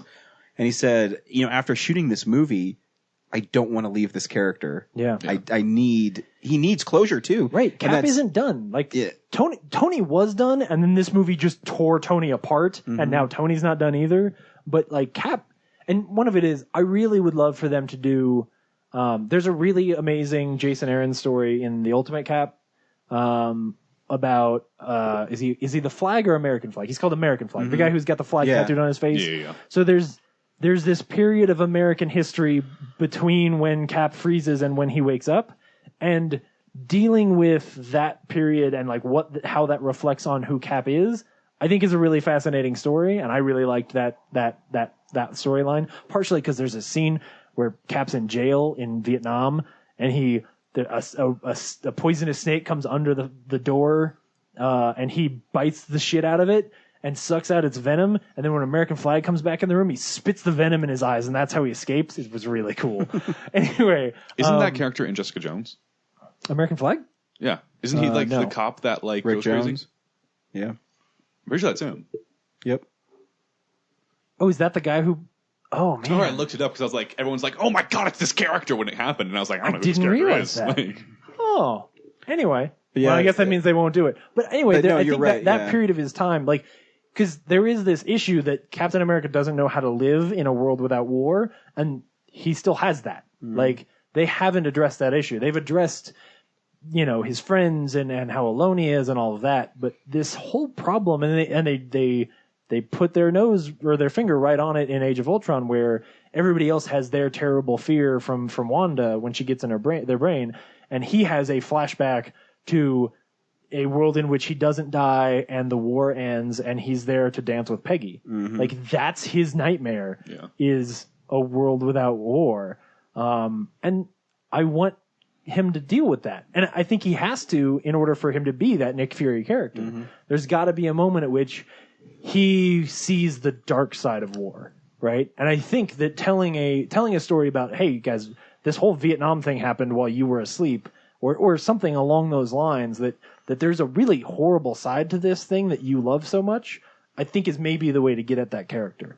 because I think another part of it too that like I've heard some people say is that like really Steve Rogers never woke up from the ice. Captain America is the person who came out of that, and Steve has not really come out of that because he's still in the 1940s. I mean, I see what you're saying. Is it like, I'm describing it in a weird way, but like, yeah, like the guy who comes out is still 1940s Steve. Like, yeah, he doesn't wake up and he's Steve Rogers of 2016. Yeah, or he's not like he's not the same person that he was like before he even became Captain America. Like he just now is embodying who Captain America should be. I'm not like there's people who like are a lot better at talking about this, but like I mean, the reason why I love Steve Rogers is because he's the best of us, right? Which is, it is the greatest generation. It is all that, and it is this really jingoistic, like love of war sort of mentality that we look back at World War II vets and we go like, man, what an amazing war, because we were fighting something purely, clearly evil, to the extent at which the villain can just be a Red Skull, right? Like, and so that is so fantastic. But when you take that guy and you put him in the modern world where war is a lot more dynamic, I think there's a really great story to tell there. And they keep scratching at it, and it's what Tony's getting at. Is like, dude, it's more complicated, and there are politics here, and we have to be careful. But they never quite give Steve a rest. You know? And I want him to have that. You know, maybe he'll star in his Captain America 4 will be a romantic comedy. I hope so. Yeah, I don't. Just Honestly, set in I New York think City in his lone apartment. I think what I'm actually proposing is an even darker film, not yeah. necessarily a lighthearted one. Well- Like you have to take him to What are the the other, you have like, to take him to Captain the America edge. You know, Do we know? And Is there there's a any lot of big them. Captain America fans that like I could be like mean- the next big one? Because I mean, like, when I Well, think of the Captain next America one would be a storylines, it's huge Civil War. spoiler, so I probably won't say it. But what yeah, that's true. Yeah, I know which one you're talking about. What I really want is for them to bring back Red Skull. I want Red well, he Skull. never went away, really. I know, like he's just in the negative zone. Yeah. And Like, he did say that he signed on for 4 more films. So Hugo Weaving did. yeah, he said he doesn't want to, but he signed on for 4 more films. So. Oh, that'd be awesome. What's he doing? I don't know. Well, he says it's not that he doesn't want to be in it. It's I know I'm just being an asshole. Yeah. Yeah. Like, real quick, I noticed like 2 things that I don't know if everyone noticed. Yeah. The woman in the beginning who gives Tony the picture of Spencer or whatever his name is, she's a main character in Luke Cage.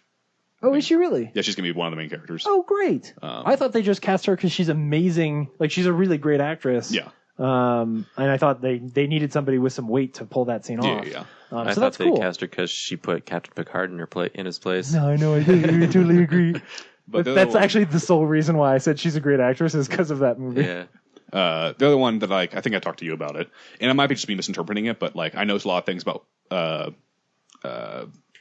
it's not Scarlett Johansson's character, Black Widow. Black Widow? Her referencing that she knew Bucky before when she was in Russia. yeah, because she was in that training thing. Right. And so like I feel like there's definitely something there that we have not seen yet. Yeah. And like they said that like Kevin Feige said that he does want to make a Black Widow movie, and I think we said Todd that, like, A second Black Widow. I think it's movie. going to take the place of where Inhumans was going to be. I can see that. Oh man, that's some years away. So yeah, 2019. you're right. I feel like it's gonna be the first Phase 4 film.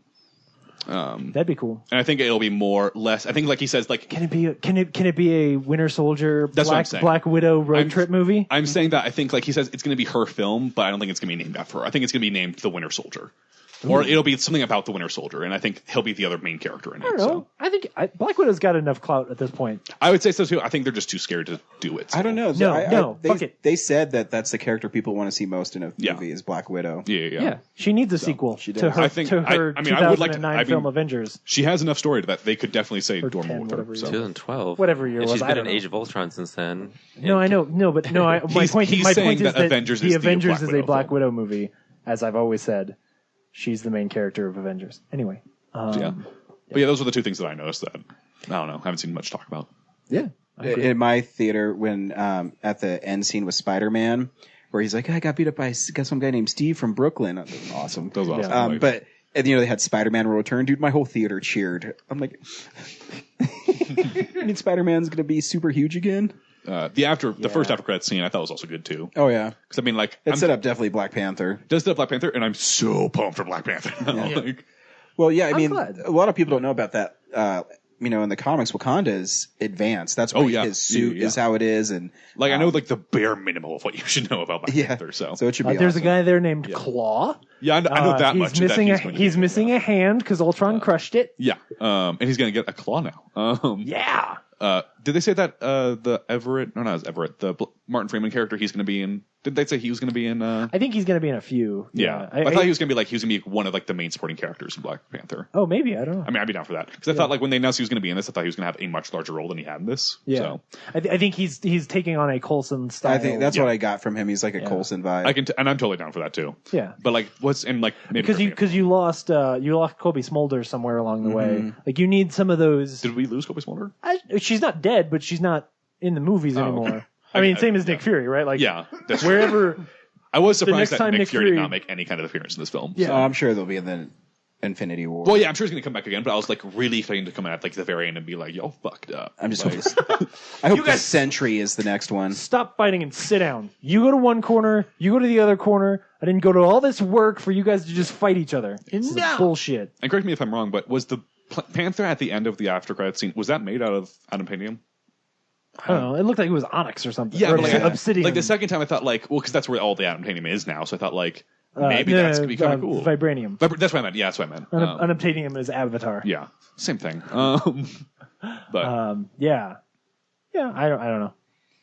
So that'd be cool. It shouldn't be, because there shouldn't be like. The movie's awesome. It's supposed if the story of Ultron going to Wakanda is like, I got to get this little bit of unobtainium or There's this a little bit of giant statue vibranium, of Panther and there's a there. giant like. All right, maybe he could have found a better. But way to Ultron get was some. really into art, so he wouldn't want to destroy him. Yeah, he was very intellectual. Yeah, it's a great movie. Next week, James is going to be busy, so me and Brad are seeing The Lobster. Yeah. Oh, okay. My number 10 film from 2015. Will it be fresh or hard boiled? Find out. Thanks for listening. Bye. Bye. Bye. Bye, I guess. Visit our website, realnerdspodcast.com. You can tweet us at real_nerds. You can email us even, realnerds@gmail.com. Like us on Facebook. Hey, stream us on Stitcher. You want to call us? 720-6nerds5. And download us on iTunes. Just search Real Nerds. Thank you, Joe Kempter, for the wonderful voiceover. And also Spark Mandrill for the wonderful late-night jazz smooth sounds of movies. You can find him on SoundCloud. This has been a Nebulous Visions production. Is the one last week a good podcast? Without the robot you built, yes. Is it good? Okay, cool. Well, I think so. We might not have a robot in it. It might just be me and James talking about The Hangover and Pirates of the Caribbean. The robot was funny, but it was funny. But we were there was technical difficulties. Very big technical difficulties. So that's why we relaunched it. So they saw the pilot, they liked what they saw, but they needed us to make a few changes. So this is the Dick Van Dyke Show version, not the Head of the Family Show version. So thank you, Nebulous Visions Productions, and I would say thank you for listening to Real Nerds, but we might change it. I think you should say like press play or something. Press play. Or action. You know, like do a clapboard sound, and then this Ryan Frost, and I don't know. So you want me to say press play like the Aerosmith song, or no? Just kidding. I love pissing you off. It's so much fun. Anyways, think of something real. I'm doing my best here. It's like on the tip of my tongue. It's just. Brad, what do you want me to do on my own show? I'll do it. You tell me what you want me to do, and I'm not going to tell you what to do. I want you to decide. I want you to figure it out. But I'm trying to encourage you to think of something that alludes to the fact that people should go watch movies. Lights, camera, action. Now you look at me like I'm an asshole. No, I was ending the show with silence. Oh, I thought you were ending the show because so I'm that going to was cut this stupid. part out. No. No, you should keep this part in because it's funny.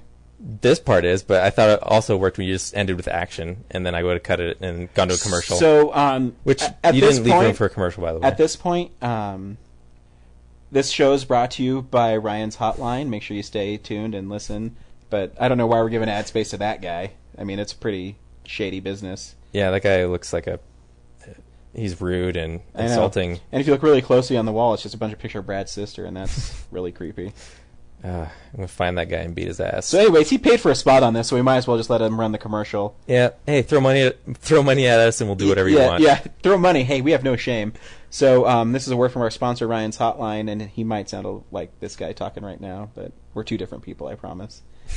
So find the hidden menu on the DVD, hit enter, and you will be treated to an extended edition, the director's cut of the first episode of... The first episode of Undecided. The first episode of Undecided. And cut. Probably Real Nerds. What? Did I just screw that up? We're never going to end this episode. No. I said cut. I'm pretty sure that's what directors say when they want it to end. Yes, sir. Can I get you some coffee, sir? And cut. Welcome to Ryan and the Wookiee, a Nebulous Visions production, and our premiere episode. I am here with my good friend James, who is the Wookiee. James, can you say hi to all our one listener?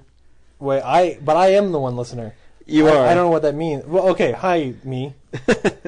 And we also, just for the show, I constructed an amazing robot. I call him Brilliant Rad. It is pretty impressive. Awesome Droid, or Brad for short. Brad, can you say hi? Hi. Wow, that was awesome. I can't believe I was able to program that into a totally rad, awesome droid. Seriously. Ryan is brilliant. He is my creator. That's so much more impressive than Jeff on the Craig Ferguson show. And way better than this Johnny one has Five. skin, yeah.